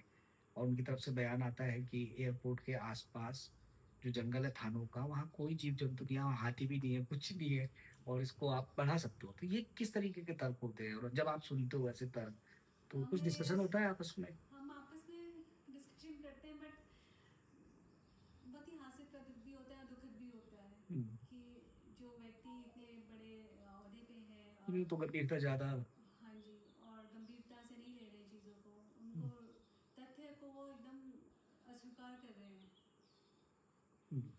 इतने एविडेंसेस होने के बाद, इतनी स्टडीज़ होने के बाद भी। तो सबसे फिर कई भयानक। बार बहुत दुख होता है कि हम लोग ये काम कर रहे हैं पर वो पढ़ा लोग या हमारे जो पॉलिसी सरकारें मेकर्स हैं, पॉलिसी मेकर्स हैं, वो इन डॉक्यूमेंट्स को उठा के देखें तो सही। एग्जीक्यूट नहीं हो पा रही हैं वो चीजें जो आपके सुझाव आ भी रहे हैं, मतलब ऐसा। एग्जीक्यूशन, अब मैं गंगा को लेके तो नहीं कहूँगी, बाकी हम्म। जो हमारे बाकी सहायक गंगा तो चलिए सीधे पीएमओ की हाँ निगरानी में जी, वो प्रोजेक्ट चल रहा हाँ है जी, तो हम मान हाँ, सकते लेकिन हैं। जो छोटे बाकी हैं, हम्म, जैसे थानों का आपने अभी एग्जांपल हम्म, दिया, तो हाँ, क्योंकि लोगों वही जो अभी हम एक टर्म है ट्रिपल प्लानिटरी क्राइसिस, हम्म, तीन क्राइसिस हैं, एक है डेवलपमेंट डिबेट, दूसरा है बायोडाइवर्सिटी लॉस और तीसरा है क्लाइमेट चेंज। तो हिमालय इन तीनों की मार झेल रहा है, डेवलपमेंट भी चाहिए लेकिन साथ में बायोडाइवर्सिटी लॉस हो रहा है हम्म। और क्लाइमेट चेंज का असर तो दिखना शुरू तो ही हो गया है। हाँ, वो तो पहले स्पष्ट टाइम दिख रहा पे है। अभी हम लोगों ने एक स्टडी करी थी 2-3 साल पहले, तो हम्म, उसमें था कि 2010 तक चिकनगुनिया या मलेरिया डेंगू जैसी बीमारियां 13 जो हिमालय राज्य हैं उनमें से सिर्फ 2 में थी, हम्म। लेकिन 18 तक सारे राज्यों में चिकनगुनिया और डेंगू जैसी बीमारियां पाई गई। तो ये जो क्लाइमेट चेंज है और जिस तरह से हमारे बायोडाइवर्सिटी लॉस हो रहा है उसकी वजह से ये उन सब का इम्पैक्ट है, ये जूनोटिक डिजीजेस, क्योंकि सिर्फ कोविड ही जूनोटिक नहीं था, जबकि हम्म, मलेरिया डेंगू जितने मच्छर से होने वाली बीमारियाँ ये भी जूनोटिक डिजीज हैं, लेकिन क्योंकि उससे इतने पैमाने पे हेल्थ स्केयर नहीं होता है इसलिए वो दबी रहती है, कोविड जैसा स्केयर नहीं होता उनसे, लेकिन तथ्य तो यही है ना। और और साथ में लाइफस्टाइल डिजीजेस भी बढ़ रही हैं हम्म, पहाड़ियों में, जितने भी हिमालय स्थानीय के लोग हैं उनमें लाइफस्टाइल डिजीज बढ़ रही, पहले नहीं होती थी। हम्म। बहुत सारे गंभीर चेंजेस देखने को मिले हैं हाँ पिछले जी। 40 साल की ही लाइफ की स्टडी की जाए, 40 साल पुराने आदमी और आज की, तो अंतर वो नजर आता है, वो बताते भी। खैर, अगर जैसे आपका काम का दायरा इतना व्यापक है, समेटना मतलब हम कहाँ से शुरू करें वो हमारे लिए भी चुनौतीपूर्ण है। एक हाइपोथेटिकल सिचुएशन में आपके सामने रख रहा हूँ। अगर हम आकलन करें हिमालय के जल स्रोतों का, यहाँ के पारिस्थितिकी तंत्र का, और बायोडायवर्सिटी और जो भी मतलब तमाम चीजें जुड़ती हैं नेचर की, उनका अगर हम आर्थिक मूल्य अपने राष्ट्रीय जो बजट है उसमें जोड़ दें कि भाई इतना मूल्य है इनका, उत्तराखंड इतना दे रहा है हिंदुस्तान को, तब भी क्या उत्तराखंड पिछड़े राज्यों की सूची में आपको लगता है जैसे आज है? भाई हम तो बहुत रिच स्टेट होने चाहिए थे ना ये कायदे जो से। पिछड़ा राज्य है ना, मुझे हम्म, आंकड़े भी नहीं कि जीडीपी अगर देखा जाए तो हम्म, जितने हिमालयन स्टेट है उनका जीडीपी पूरे इंडिया के बाकी विड्थ ज़्यादा हम्म। है ना? तो पिछड़ा राज्य तो मैं नहीं बोलूँगी, पिछड़ा राज्य आप क्यों कह रहे हैं? क्योंकि यहाँ पे अब सड़कें नहीं हैं? नहीं सर की नहीं, क्योंकि मतलब यहाँ पे रेलवे नेटवर्क नहीं है? हम यहाँ पे देखते हैं, अगर हम मतलब आम आदमी के नागरिक जीवन को अगर हम देखें, तो आपके पास अस्पताल नहीं है, अच्छे स्कूल्स नहीं है पहाड़ों में, है स्कूल की बिल्डिंग है तो उनकी क्या हालतें हैं। मैं उस पैमाने पे कह रहा हूँ कि तब यहाँ का इसलिए तो मैं नागरिक आपको क्या पिछड़ा नजर आता है आपको, जितना वो दे रहा है कम्युनिटी यहाँ की। हाँ, जिस तरह से हम लोग, क्योंकि हम्म, हमारे पास जितने रिसोर्सेज हैं, बट नेचुरल रिसोर्सेज, और वो नेचुरल रिसोर्सेज सिर्फ उत्तराखंड के लोग या फिर हिमाचल के लोग या हम्म, जम्मू कश्मीर के, सिक्किम के लोग नहीं इस्तेमाल कर रहे, पूरा देश इस्तेमाल कर रहा है वो हम्म, रिसोर्सेज। हम्म। खासकर पानी में देखा जाए, पानी और अच्छी हवा। आपके औद्योगिक शहरों को हम चमका रहे हैं ना यहाँ से बैठ के, मतलब उत्तराखंड का आदमी नोएडा को जगमग किए बैठा हुआ है, और सब अपने त्याग के, एक किस्म से त्याग है, एक पूरा शहर डुबोने को राजी हो जाते हैं, उसके अलावा बहुत सारी चीजें छोड़ते देखिए, हैं। मैं वही बात करूँगी, हम लोग 5 कैपिटल्स की बात करते हैं, hmm, natural capital, social capital, infrastructure capital, political capital और फिजिकल कैपिटल। हम्म, तो हमारे हिमालयन स्टेट्स, जो 13 हिमालयन स्टेट है, नेचुरल कैपिटल भरपूर है। हम्म, अगर नेचुरल कैपिटल नहीं होगा तो बाकी कैपिटल्स भी सब धराशायी हो जाएंगे। फिर सेकंड आता है सोशल कैपिटल। हम्म, ये छोटे छोटे समुदाय हैं, हम्म, और पहले सड़कें और इस तरह के फ़ोन वगैरह नहीं होते थे, तो आपस में बहुत जुड़ाव था उन समुदायों का। हम्म, तो जो स्कूल, अगर आप अपने दादा परदादा लोगों से बात करें तो उनके टाइम पे जो स्कूलिंग हुआ करती थी वो आज के टाइम पे पहाड़ों में नहीं है। हम्म, तो वो एक ये दर्शाता है कि हमारी सोशल कैपिटल जो है बहुत ख़त्म हुई है, बहुत डिग्रेड हुई है, मतलब हम्म, आपस में भाईचारा जो है बहुत कम हो गया है। हम्म, शहर भी क्योंकि ज़्यादातर लोग माइग्रेट कर रहे हैं शहरों में, हम्म, तो जो गांव की बात आए कि हमारे गोस्ट विलेज बनते जा रहे हैं। हम्म, और आंकड़ों की बात करें तो हमारे जो अर्बन एरियाज़ हैं उनमें बिल्टअप एरिया, जो सेटेलाइट इमेजेस बता रही है, वो बिल्टअप एरिया बढ़ता जा रहा है।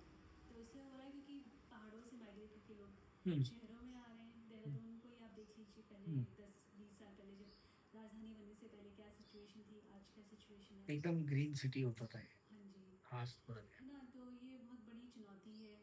और सोशल कैपिटल का बहुत बड़ा अच्छा सा एग्जांपल मैं आपको दूंगी, जैसे होम स्टे सुने हैं आप लोगों ने? हम्म, पर जो होम स्टे का मॉडल लद्दाख में है, वो होम स्टे का मॉडल हम लोग सैडली नहीं फॉलो कर रहे उत्तराखंड हाँ में। राइट। होम स्टे होता था कि जैसे मेरा घर है तो उस घर में, एक रूम या दो रूम गेस्ट के लिए और है नहीं, है आपके ना? पास ज़्यादा जो रूम है उसमें आपको सिर्फ एक देखना है कि बिस्तरा ठीक हो, आपको अलग से कमरा नहीं बनाना है होम स्टे के हम्म, लिए। हम्म, हम्म, हम जो मॉडल फॉलो कर रहे हैं, हम कंस्ट्रक्शन की बात कर रहे हैं हम कि तो होम होटल ही स्टे, चला रहे हैं एक किस्म से। हाँ जी, मतलब नया कंस्ट्रक्शन बना रहे हैं, हम्म, हम बिल्टअप एरिया बना रहे हैं। हम्म, तो ऑलरेडी जो हमारे पास है हम उसमें एक ही बात नहीं कर रहे हैं। और फिर दूसरा एक और चीज़ है कि जैसे होम स्टे है, जो एक्चुअली लद्दाख में पॉपुलेशन डेंसिटी बहुत कम है, छोटे छोटे गांव हैं, उससे लोग बहुत कम रहते हैं, तो वो सब चीज़ों में बहुत फ़र्क पड़ता है। जैसे रुम्बक एक वैली है हेमिस नेशनल पार्क के अंदर, जहाँ मेरा पीएचडी का काम है। हम्म, तो जब हम लोग मैं सर्वे के लिए जाती थी तो वहाँ कई बार तो टेंट लगा के, वहाँ पे उनके जो कॉमन एरियाज़ हैं वहाँ पे टेंट परमिशन लगा के और उनको फीस दे के टेंट लगाते थे। कई हम्म, बार इतना होता था कि टेंट नहीं, चलो अगर किसी के पास कमरा खाली है तो वहीं पे हम लोग फुल स्टे।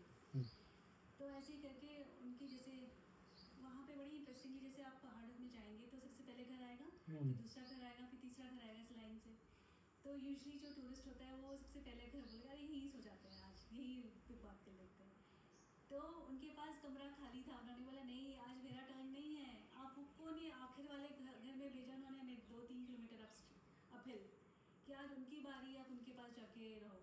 क्या मतलब, ये तो कमाल। और उसके बाद भी जब हम वहाँ पहुँचे तो वो लेडी कहती मैं अकेली हूँ, मेरे पास छोटा बच्चा है, उसने अपने पड़ोसी से बोला आप रख लो इनको, उन्होंने बोला नहीं आपका बच्चा हम देख लेंगे, आप अपने पास रखो। तो ये सोशल कैपिटल जो है बहुत इरोड हो गया है अब। और हाँ, बाकी जगह नॉर्थ ईस्ट वाला जो हिमालय स्टेट है वहाँ हम्म, तो फिर भी भाईचारा अभी काफ़ी है, हम्म, हम्म, पर हिमाचल उत्तराखंड यहाँ पे बहुत ज़्यादा डिग्रेड हुआ है, हम्म, क्योंकि टूरिज्म का इन्फ्लुएंस इतना ज़्यादा है हम्म। और सबको लगता है कि मॉनेटरी गेन के लिए हम आगे बढ़ते जाएं। तो ये भी एक बड़ी चुनौती है कि हमारा जो मॉडल बन भी रहे हैं हाँ जी, वो बहुत ज्यादा व्यवहारिक तौर पे हमें व्यवहारिक तौर पे सस्टेनेबल नहीं है, सस्टेनेबल नहीं कॉम्पिटिटिव है वो। है। और जहाँ पे कंपटीशन आ गया तो वो सस्टेनेबल तो रह ही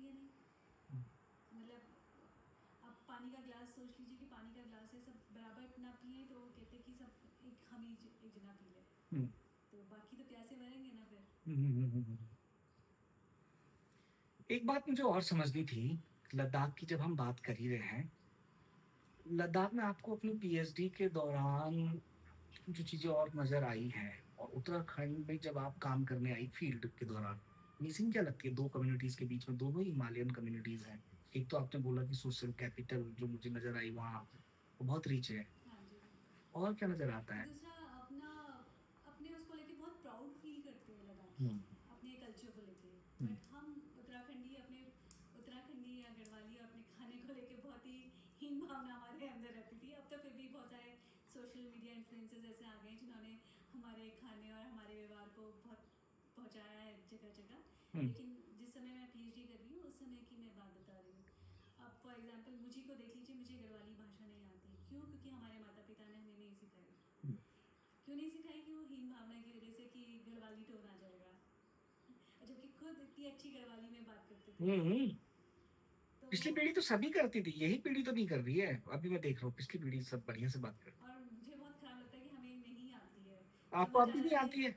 समझ आ जाती है, थोड़ा बहुत बोल लेते हैं, पर जैसे होती वो तो देहरादून वाली गढ़वाली हो गई, असली पहाड़ वाली गढ़वाली वो नहीं आती। उसका बहुत बड़ा दुख है। हाँ, तो आप लोगों का ही तो मज़ाक उड़ता है जब हम जाते हैं पहाड़ में, हम लोगों का नहीं उड़ता। हम उनसे तुरंत गढ़वाली में बात करना शुरू करते हैं, वो बोलते हैं, "ये तो हमारे बीच का आदमी है।" जैसे ही देहरादून का कोई बच्चा हमारे परिवार का जाता है और मुँह खोलता है तो समझ जाते हैं, अच्छा बोला तुम तो बाहर ही रहोगे हमेशा। तो वो पहचान जाते हैं एकदम स्पष्ट कि यार ये बच्चा तो कभी रहा ही नहीं है ऊपर, हाँ जी, वो तो दिखते हैं। ये भी एक स्थानीय समुदाय में डिफरेंस है कि वो अभी भी अपना कल्चर को पूरा संजोए हुए हुँ, हैं, अपनी भाषा को संजोए हुए हैं। हुँ, और हम लोग में ही भावना थी, अब जो कि आई होप कि चेंज हो रहा है थोड़ा थोड़ा। हुँ। आपकी रिसर्च में अच्छा फ्लो रेगुलेशन, बैराज, ठीक है, रेत खनन, मत्स्य ये सब दिखता है। अगर और इसमें आवाज़ के विखंडन भी शामिल होते हैं। अगर आपको मतलब प्रभाव के आधार पे इनकी रैंकिंग करने के लिए कह दिया जाए ना कि भई ज़्यादा प्रभाव तो इस चीज़ से पड़ रहा है, ये सबसे पहले बंद करवाओ या बचाने के लिए, तो क्या चीज़ें हों? सबसे पहले जो मैं कहेंगे वो ई फ्लो रेगुलेशन।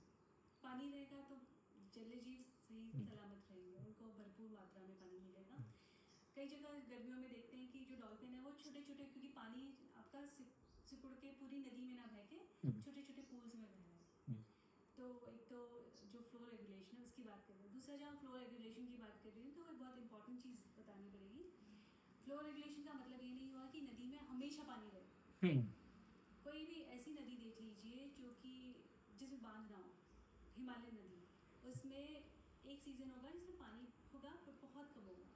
हुँ, समर्स के टाइम पे है ना, जिसमें ग्लेशियर का पानी हल्के हल्के मेल्ट होके आ रहा है। हुँ, फिर बरसात में बहुत पानी होगा। हुँ, फिर समर्स में खासकर हिमालयन क्षेत्रों में छोटे छोटे पूल्स होंगे जहाँ पे उसके बीच में थोड़ा थोड़ा पानी कम होगा।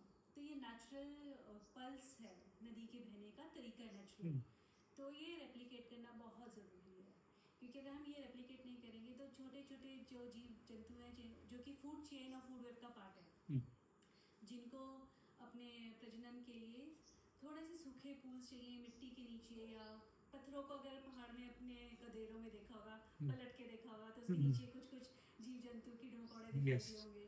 तो वो आपके फूड वेब या फूड चेन का पार्ट है। एक तो स्पाइडर जैसा होता है, वो पहाड़ी गधेरों में बहुत दिखता है, पत्थरों को हाँ जैसे जी। उठाओ, स्पाइडर होती है वो, वाटर स्पाइडर टाइप की। हाँ, तो वो बहुत इम्पोर्टेंट कड़ियाँ हैं हमारे फूड वेब की। हुँ, अगर हुँ, किसी हुँ, कड़ी को भी हमने हटा दिया, वो पानी अगर हमने कहा कि चलो पानी छोड़ देते हैं हमेशा 12 महीने, हुँ, 12 महीने नदी एक जैसी रहेगी तो नदी थोड़ी रही, तो किनाल बन गई ना। हुँ। तो नदी का जो प्रभावित उसका जो नेचुरल फ्लो है वो रेप्लिकेट होना सबसे ज़रूरी है। वो होगा तो गंगा या कोई भी नदी जो है वापस अपनी स्वरूप में आएगी। आजकल कुछ वीडियोज़ में सोशल मीडिया पे देख रहा हूँ जिसमें लोग मोरल पुलिसिंग करते हुए नज़र आते हैं। गंगा किनारे कोई शराब पी रहा है तो चपत मार दी, उठा दिया, भगा दिया। कोई नहा रहा था, मैंने देखा साबुन लेके हरिद्वार में, उसके 5-7 लोग आते हैं, प्रहरी प्रहरी एकदम मोरल पुलिसिंग करते हैं, उसे मार-कूट के भगा देते हैं। अब जिस आदमी को भगाया जा रहा है वो वहीं भीख-वीख माँगता है, उसके पास नहाने के लिए ना बाथरूम है, ना नलका है, वो गंगा नदी है और वो वहाँ नहा रहा था। क्या चल क्या रहा है मतलब ये सब ये क्या है ये? किसका पार्ट है? ये भी ये लोग भी आपके साथ काम करते हैं? जो ये सब मोरल पुलिसिंग करने लगे अचानक से? या ये नहीं, आम पब्लिक है आम पब्लिक है, जिसके अंदर गंगा लोग को अचानक से लेके प्रेम उमड़ पड़ा है? प्रेम उमड़ पड़ा है। उन्होंने भी कभी ना कभी ऐसी हरकतें करी तो होंगी इसका और मतलब ये प्रेम हम अच्छा ही माने? थोड़े बहुत छिटपुट घटनाओं की वजह से अगर गंगा साफ हो रही है तो क्या कहा जाएगा फिर? मतलब है तो एक खतरनाक चीज मोरल पुलिसिंग, खतरनाक बट है, वही एम्पैथी, वही वाली चीज़ हो गई एम्पैथी को लेके कि हाँ, किसी के पास घर नहीं है, वो नहा रहा है, ठीक है वो नहा रहा वही है। ना, व्यवहारिक दिक्कतें इतनी है। साबुन, आप साबुन की बात कर रहे हैं, हम जो पार्लर्स में या अपने घरों में ब्यूटी प्रोडक्ट्स हम्म, यूज़ कर रहे हैं, वो इमर्जिंग कंटामिनेंट्स है, उसकी मात्रा इतनी ज़्यादा है नदियों में, हम्म, तो उसके हिसाब से तो साबुन का पानी देखा जाए तो फिर भी ठीक है। तो वही है कि आपको एक कंपैरिजन करना पड़ेगा कि कौन हम्म, कितना गलत है या कितना सही है, और वो बहुत करना मुश्किल है, वो रैशनल लाना कि कौन कितना गलत है या कौन कितना हम्म। सही है, वो रैशनल लाना बहुत मुश्किल है। वैश्विक वैज्ञानिक समुदाय की इस वक्त की सबसे बड़ी चिंता क्या है, जिसपे वो पूरी दुनिया की सरकारों के साथ लड़ रहे हैं? क्लाइमेट चेंज, बायोडाइवर्सिटी लॉस, हम्म। डेवलपमेंट डायलेमा, ये तीन मैंने आपको प्लानिटरी क्राइसिस बताए थे। इन्हीं को लेकर वैश्विक समुदाय की भी लड़ाइयां जारी है। बिल्कुल। कुछ ऐसी भी चर्चाएं होती हैं कि भाई ये ऑयल लॉबी की सरकार है या ये ग्रीन एनर्जी वालों की सरकार है। आजकल ग्रीन एनर्जी का कॉन्सेप्ट बहुत चल रहा है ना, उस पर मैं आने वाला हूँ, कुछ सवाल उस पर भी पूछूंगा आपसे, बेसिक शायद आपको जानकारी हो। तो ऐसे भी कभी कोई चर्चाएं हुई है कि दुनिया में इस वक्त भाई ऑयल लॉबी का प्रभाव है, तो इस समय तो चीजें ज्यादा बिगड़ेंगी, ऐसा कुछ होती है चर्चाएं? होती हैं, पर हम्म, हम लोग एज वैज्ञानिक समुदाय हम्म। इन सब पॉलिटिकल उससे नहीं, वो चिंताओं में आती हैं ऐसी चीजें। चिंताओं में तो आती हैं ये सब चीज़ें, पर ये है ऑब्वियसली कि आपके पास वक्त कम रहता है पॉलिटिकल डिस्कशन क्योंकि का। अगर हम उसमें चले जाएं तो फिर हम अपना काम नहीं कर पाएंगे, राइट। हम अपने काम से भटक जाएंगे फिर। और अगर मैं ये कहूँ कि इतना सब कुछ करने के बावजूद अगर आपको एक दिन प्रधानमंत्री को एक खत भेजना है और उसमें आपको जिक्र करना है कि ये चीज सबसे पहले भारत के संदर्भ में मेरी पीएचडी कह रही है कि इसको सबसे पहले बंद करवा दी जाए, उस खत की पहली लाइन क्या होगी और वो कौन सी चीज होने वाली है? अगर बहुत वो खत मुश्किल सवाल पूछा पीएम को आपने। जाने वाला है आपका, आपकी रिसर्च है इतनी लंबी चौड़ी, ये तो आपको फट पता होना चाहिए था कि ऐसा मौका लगेगा तो ये बात सबसे पहले बोल दूंगी मैं वही कि सर कहूँगी। जी ये सब कर लो पहले तो आप।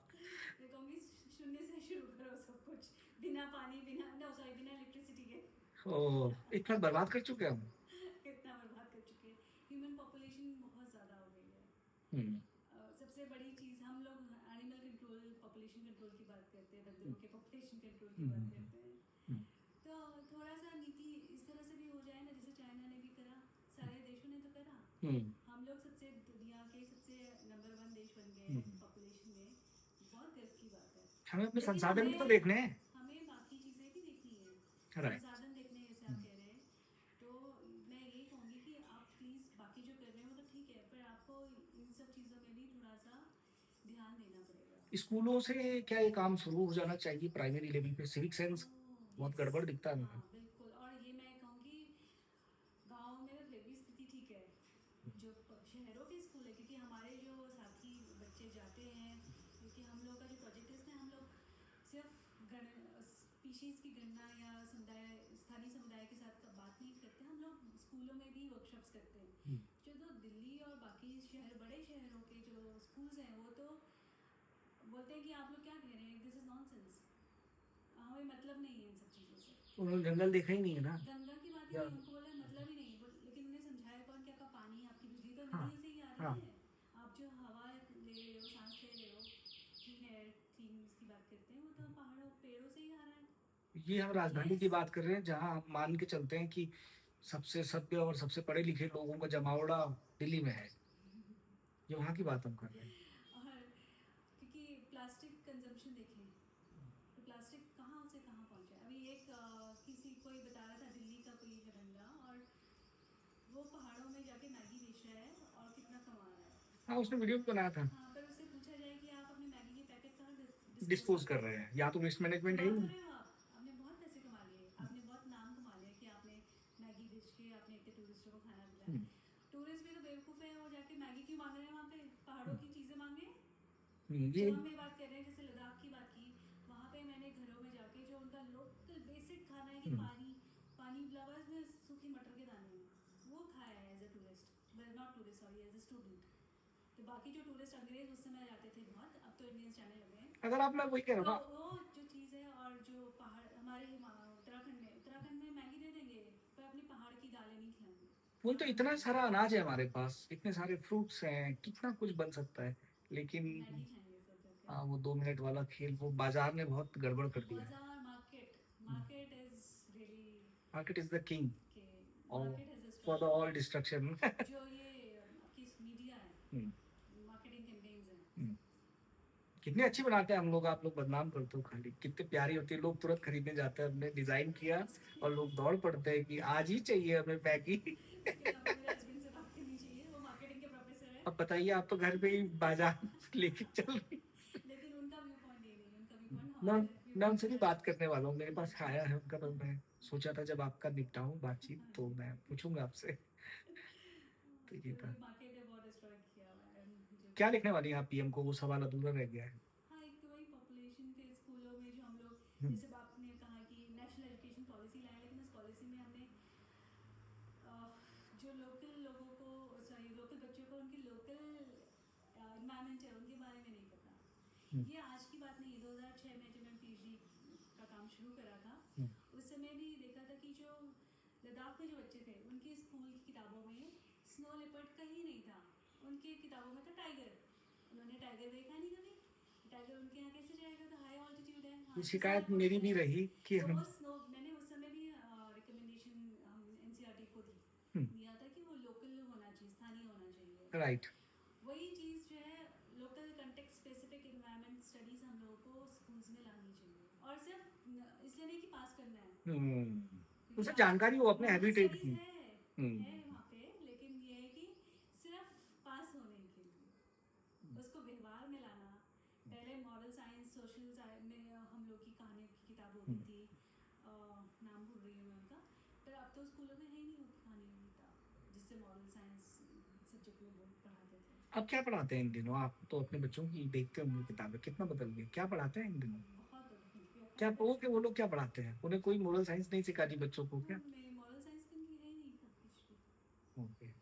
बाकी जो कंप्यूटर वगैरह जो आजकल इन है सब्जेक्ट्स, उन पे उनका ज़्यादा तवज्जो रहता है। तो पेरेंट्स का रिस्पॉन्सिबिलिटी है कि वो मॉरल साइंस कितना सिखा रहे हैं, एनिमल्स के साथ कितना एम्पैथी सिखा रहे हैं।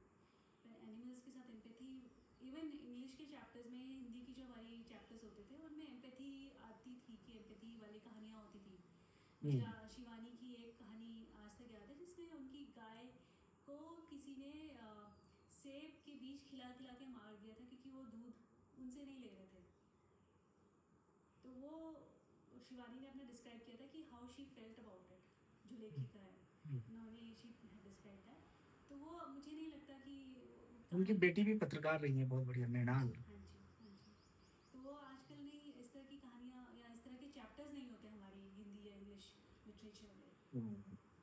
मतलब अब जो कहानियां लिखी भी जा रही हैं उनमें जानवर गायब है ना, पाल ही नहीं रहा है आदमी, तो कहानी कहाँ से लिखेगा। प्रेमचंद के 2 जोड़ी बैल थे, वो पले रहे होंगे ना घर पे, तब जाके वो कथा निकल के आ रही है। जी, अब मेरे घर में गाय नहीं है, मैं लेखक हूँ, तो मैं कहाँ गाय की कथा लिख इमेजिन सकता हूँ। कैसे करेंगे। हाँ, मतलब वही हो रहा है ना। तो एक सोसाइटिकल। दूध सबको चाहिए, अंडे सबको चाहिए, पर कहाँ से आ रहे हैं। वो ये सोच नहीं रहे हैं बिल्कुल भी, उनको बस थैली मिल जानी चाहिए घर पे। बिल्कुल, ये जो कनेक्ट नहीं कर पा रहे हैं वो गलत है। अच्छा, ये शिकायत मेरी भी रही कि हमें प्लासी का युद्ध तो पढ़ा दिया, जो मैदान मैंने देखा नहीं, जिस अकबर के जीवन में मुझे जाना नहीं। वो हिस्ट्री का पार्ट है, ठीक है, वो मैं एमए में जाके पढ़ लेता या अलग से पढ़ लेता। लेकिन मुझे जो ज्यादा जरूरी चीज थी कि मेरे, जहाँ मैं रह रहा हूँ पहाड़ पे, उसकी हब्स कौन कौन सी आसपास 10 पॉपुलर हब्स, वो मुझे सेकंड क्लास में बता देना चाहिए था। थर्ड में आते आते मुझे 5 बड़े जानवर बता देने चाहिए थे उस हाँ इलाके जी। के। उनका बिहेव, उनका पैटर्न बता दिया जाना चाहिए था। पर ये हमारी स्टडी का पार्ट ही नहीं है। हम पता नहीं क्या पढ़ रहे हैं, चेरा पूंजी की बारिश पढ़ रहा हूँ मैं, मुझे ये क्यों हाँ, नहीं बताया जा रहा कि मेरे यहाँ आपदा इन 15 दिनों में आती है सबसे ज्यादा। बिल्कुल सही। अब जैसे जैसे क्योंकि मेरे फादर आर्मी में थे, तो हम लोग तो इधर उधर काफ़ी घूमे हैं, तो हम्म, हम एक्सपेक्ट नहीं करेंगे कि केवी या ऐसे स्कूल में जो कि हम्म, आर्मी और पैरामिलिट्री वाले लोगों को ले, तो उनके यहाँ पे ऐसा सिलेबस नहीं मिलेगा, क्योंकि उनका तो सब जगह घूम रहे हो। लेकिन जो बाकी उनका तो चलिए सेंट्रलाइज हाँ एक चला रहा सेंट्रलाइज है, है, लेकिन लेकिन जो जो जहाँ बैठा है। स्थानीय हैं, जैसे हम्म, यूपी बोर्ड हो गया या उत्तराखंड बोर्ड हो गया या जम्मू कश्मीर बोर्ड हो गया, लद्दाख का हो गया, तो उनको अपना नो योर नेबर एक सब्जेक्ट डाल दो भैया, हाँ जी उसमें सब पढ़ाओ। हाँ जी। हाँ। इनफैक्ट मेरी थीसिस में एक चैप्टर इसी पे है, कि जो लोकल जो चीज़ें हैं, लोकल इन्वायरमेंट की, हम्म। वो गायब है बच्चों की किताबों से। अगर आपने 2006 की मैं बात आ रही हूँ, तब तो अभी भी वही सीन है। कुछ हुआ नहीं, मतलब आपने लिख के दिया एनबीटी वालों से, सुना नहीं, नेशनल बुक ट्रस्ट वाले वही करते हैं? हाँ जी, कि और बात बताइए। एनसीईआरटी। एनसीईआरटी, हाँ सॉरी, जी। अच्छा हाँ, वो नेशनल बुक ट्रस्ट तो अलग काम करता है। अच्छा, आपका एक मजेदार काम है जो कि पहाड़ों में इन दिनों बहुत चर्चा में है, बहुत भयानक हो जाता है कई बार, वाइल्ड लाइफ कॉन्फ्लिक्ट पे आपने काम किया है। पहाड़ में सबसे बड़ी चुनौती ये होती है भालू, जो जिसका सामना सबसे ज्यादा महिलाएं करती हैं हमारी, जो कि चारा पत्ती के लिए या लकड़ी के लिए जंगल जा रही हैं। दूसरा सबसे बड़ा जो खतरनाक चीज आजकल बना हुआ है पहाड़ पे और जिसको लेके दहशत रहती है वो है लेपर्ड। हाँ जी। क्यों हो रहा है ये? क्या सच में जगह से ज्यादा लेपर्ड आ चुके हैं, कि भाई जगह कम पड़ रही है, उनकी टेरिटरी छोटी पड़ रही है? 37, 30, 40 किलोमीटर एक को चाहिए ना। क्या हो क्या रहा है, वजह क्या है? अ, मेरा मानना तो है कि जंगल हमारे खाली होते जा रहे हैं, खोखले होते जा रहे हैं। शिकार।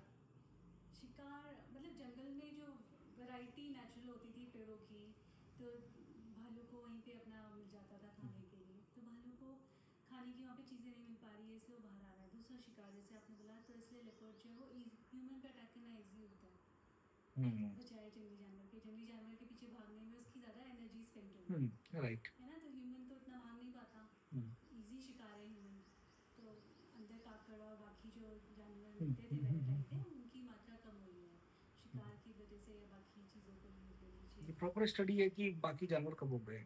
इसका मतलब शिकार चल ही देखिए रहा जैसे है। केदारनाथ की बात करें, केदारनाथ का जो रास्ता है वो केदारनाथ वाइल्ड लाइफ सेंचुरी से होते हुए जाता हम्म। है, और उसके ऊपर जाते हैं आपके हेलीकॉप्टर्स भी। हम्म। तो हेलीकॉप्टर की आवाज़ हम ही को कानों में इतना ज़ोर से लगती है, तो जानवर तो और भी ज़्यादा हमसे ज़्यादा फ्रीक्वेंसी सुन पाते हैं, तो उनके लिए कितना डिस्टर्बिंग होता है। तो वो उनके बिहेवियर को चेंज करता है, उनकी मेटिंग टाइम को डिस्टर्ब करता है।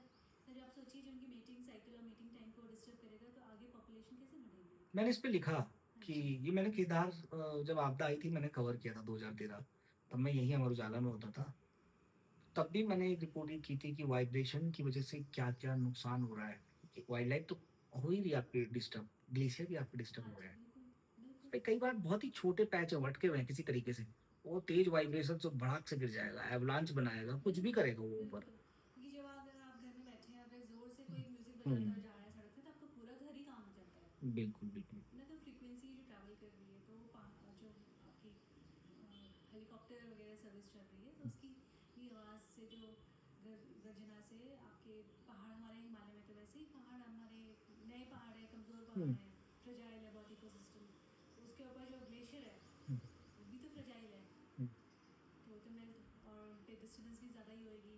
बिहेवियर में भी चेंजेस आ सकते हैं जानवर के, हिंसक हो सकता है और ज्यादा, ये रोज सो उड़ जा रहा है इतना, हाँ क्योंकि देखिए 300 की परमिशन है, पता लगा 600 उड़ान चल रही है हाँ वहां, तो जी, ये भी देखिए कहानी है। अगर इंसान ही, अगर हम किसी शोर वाले इलाके में चले जाएं, तो हमारा ही मानसिक संतुलन हमें लगता है हम खो रहे हैं। हम्म। तो जानवर तो और ज़्यादा सेंसिटिव है। दिवाली के टाइम पे देख लीजिए हमारे घरों में जो जानवर पल रहे हैं वो कितने ज़्यादा डिस्टर्ब हो जाते हैं, हम्म। और उनको समझ नहीं आता कि किस तरफ भागें, हम्म। या अगर कोई स्ट्रेंजर आ जाए तो एकदम से रिएक्टिव हो जाते हैं। हम्म। तो जंगली जानवर तो बेचारे, उन्होंने तो, उनका तो अलग ही रहन सहन है। सॉल्यूशन क्या है हमारे पास? पहाड़ियों के पास हर महीने कहीं ना कोई नरभक्षी बाघ लगता है, मांग उठती है, उसे मार दो, शिकारी जाते हैं, उसे मार दिया जाता है। पर सॉल्यूशन क्या है? ये तो मतलब पैटर्न बन गया है एक, ये ब्रेक कैसे होगा? कोई सॉल्यूशन दिखता है आपकी रिसर्च में निकल के ऐसा आया जो आपको लगता है इस कॉन्फ्लिक्ट को कम कर सकता है? देखिए दो चीज़ होती है, एक प्रिवेंशन होता है और एक आपका उसको होने से रोकना, हम्म। है ना। हम्म। तो शुरू में जैसे, लेकिन जैसे बात कर रहे हैं कि जो शिकार के उसके जानवर हैं, छोटे वाले जानवर, हम्म। उनकी पॉपुलेशन कम होती जा रही है, लेकिन वो एकदम से तो ओवरनाइट तो बढ़ेंगे नहीं ना। हम्म। उनको तो हमें टाइम देना पड़ेगा रिज्यूवनेट होने के लिए, ताकि वो अपनी लिमिट पे आ सके, तो वो टाइम लेगा। पर दूसरा ये कि इंसानों को भी, पहले के लोग देखिए तो वो एक टाइम पे जाते थे, झुंड में जाते थे, कहीं जंगल में जा रहे हैं, या अगर गांव में भी हैं तो उनको पता था कि इस समय बाघ का टाइम है, वहाँ नहीं निकलना। तो हमें अपनी तरफ से सजग रहना पड़ेगा, और यूनिटी के साथ रहना पड़ेगा, तभी हम कुछ कर पाएंगे। क्योंकि जैसे लद्दाख का, फिर से आपको लद्दाख ले जाऊँगी, वहाँ पे जब फसलें का नुकसान, वहाँ पे ह्यूमन कॉन्फ्लिक्ट, जो ह्यूमन वाइल्ड कॉन्फ्लिक्ट था, उसमें ज़्यादातर ये नहीं था कि मैन ईटर नहीं होता था सीन, वहाँ पे होता था कि आपके स्नो लेपर्ड ने खूब सारी, क्योंकि स्नो भेड़े लेपर्ड मार एक दी। टाइम पे खूब सारे भेड़ मार देता हम्म। है ना। फसल खा जाते थे। हम्म, तो वहाँ पे फसल उगाने का टाइम भी 4 महीने है, हम्म, जंगली जानवरों के खाने का टाइम भी वही है। हम्म। तो वहाँ क्या होता था कि जो लोग हैं आपस में मिलके वो बारी लेते थे कि हम आज फसलों की निगरानी करेंगे। तो वही सोशल कैपिटल की कम्युनिटी बात है। सर्विस एक सोशल कैपिटल, कम्युनिटी सर्विस, वो सब वो ऐसे सोशल कैपिटल हमारे गाँव में भी दिखता था पहले। पहले दिखता था। एक एक जैसे बता रही कि महिलाएं झुंड बना के जा रही हैं। हाँ हाँ, मेरे को याद है कि मैं कई बार गया हूँ गाँव में। मैं जब था बचपन में, तो पूरे गाँव की गाय होती थी। मेरा गाँव छोटा सा था। एक दिन बारी लगती थी, उस दिन आपको जाना होता था। वो खैर मैंने जुगाड़ करके संडे ले लिया था अपना, पर मेरे को बहुत खलता था कि संडे को पूरे गाँव की गायें हैं, मुझे देखना है। और वो काम था। अगर आप नहीं करोगे तो कल आपकी गाय कोई नहीं देखेगा और बाकी बिल्कुल। 6 दिन आपको नहीं मिलेंगे। हाँ। तो ये हमारे यहाँ दिखती थी इस तरीके की चीजें। अब टूट रही हो। अब टूट गई हैं, लोग बिजी हो गए बहुत ज़्यादा। ओके। तो ये डिफरेंस है। अगर हमें इन कॉन्फ्लिक्ट से बट किसी तरह से हम बच सकते हैं तो ये कि हमें सजग रहना पड़ेगा। कई बार सोशल मीडिया या इंसान की प्रवृत्ति भी चेंज होती जा रही है कि हम हमारे आसपास क्या है हमें पता ही नहीं है। गाड़ी बगल से जा रही है, हमें पता ही नहीं होता कि गाड़ी हमारे बगल से जा रही है ना। तो ठीक है कि सरकार ने करना है काम, लेकिन हमें भी तो काम करना है। सरकार अलग से क्या करेगी, हम ही को तो सोल्यूशन लाने हाँ, हैं। सरकार मतलब हर चीज के लिए तो नियम नहीं बना सकती हर ना। चीज़ नियम पहले भी देखिए ना, पहले भी जो नियम बनते थे वो हर गांव के अपने नियम होते थे हम्म। और हर कोई उस नियम को फॉलो करता था। जो नियम आप बता रहे हैं वो तो सामाजिक नियम ही हुआ भागीदारी, ना। सामाजिक भागीदारी हमें। वो नियम ही हुआ ना, बिल्कुल। हालांकि वो रिटर्न नहीं है, उसमें ठप्पा नहीं लगाया, पर नियम तो था ना। बिल्कुल। तो वो नियम इस तरह के जो हमारे सोशल भागीदारी वाले नियम है या आपस में समझदारी वाली चीज़ें वो गायब लुप्त होते जा रहे हैं। इसकी वजह क्या ये भी बना है कि पहले हमारे पास जंगल के राइट थे। आज की डेट में हमारे पास तो कोई राइट भी नहीं है ना। ना हम लकड़ी लेने के लिए परमिशन लेने जाओ, वहां वो डोंग करेगा। मेरे गांव का जंगल है, मुझे अब एक लकड़ी नहीं मिलेगी। ये इसकी वजह से भी थोड़ा सा खतरे बढ़े हैं। ये भी है एक रीज़न, क्योंकि लोगों को लगता है कि हमारा जंगल नहीं है, हम क्यों बचाएं, हम्म, जंगलात का है तो। भागीदारी थी ना पहले तो। पहले भागीदारी थी, अब कहते हैं जंगलात का क्योंकि जंगलात ने खुद कहा है उनसे कि जंगल तो हमारा है, है। तो जाओ तुम्हारा है तो तुम देखो। लोगों ने भी सोचा। पहले लोग आग बुझाने के लिए, कहीं आग लगती थी तो सब मिलके जाते थे, अब बोलते जंगलात की जिम्मेदारी है। मैंने एक दफा रिपोर्ट किया था, 2008 की बात है, 8 या 9 की। 5 लोग जिंदा जल गए थे। और जब उन्हें जंगल से निकाल के लाए, मैं और मेरा कैमरामैन गया वहां पे, तो उनको देख के हमें डर ही नहीं लगा। वो जो जिंदा जल गए थे ना, वो जिस पोजीशन में रहोगे ना, वो क्राउन फायर के बीच फंसे हुए लोग, ओ माय वो भी बांध के जंगल में। तो वैसे ही हो रखे थे जैसे थे। मतलब उनको देख के ऐसा लग रहा था कोई जानवर है, आदमी लग ही नहीं रहता। उनके हाथ पाँव भी ऐसे हो गया था अजीब से। कितना भयानक हो जाता है जंगल बुझाते हुए। और ऐसी एक घटनाएं नहीं है, पहाड़ों में कई लोगों ने शहादत दी है जंगल बचाते हुए। हाँ जी। आज से नहीं, पता नहीं कब से पहले सुन रहे से हैं हम। हाँ, हमारे यहाँ तो जंगलों को लेके मूवमेंट चले हैं। मूवमेंट चलेगी। हम्म।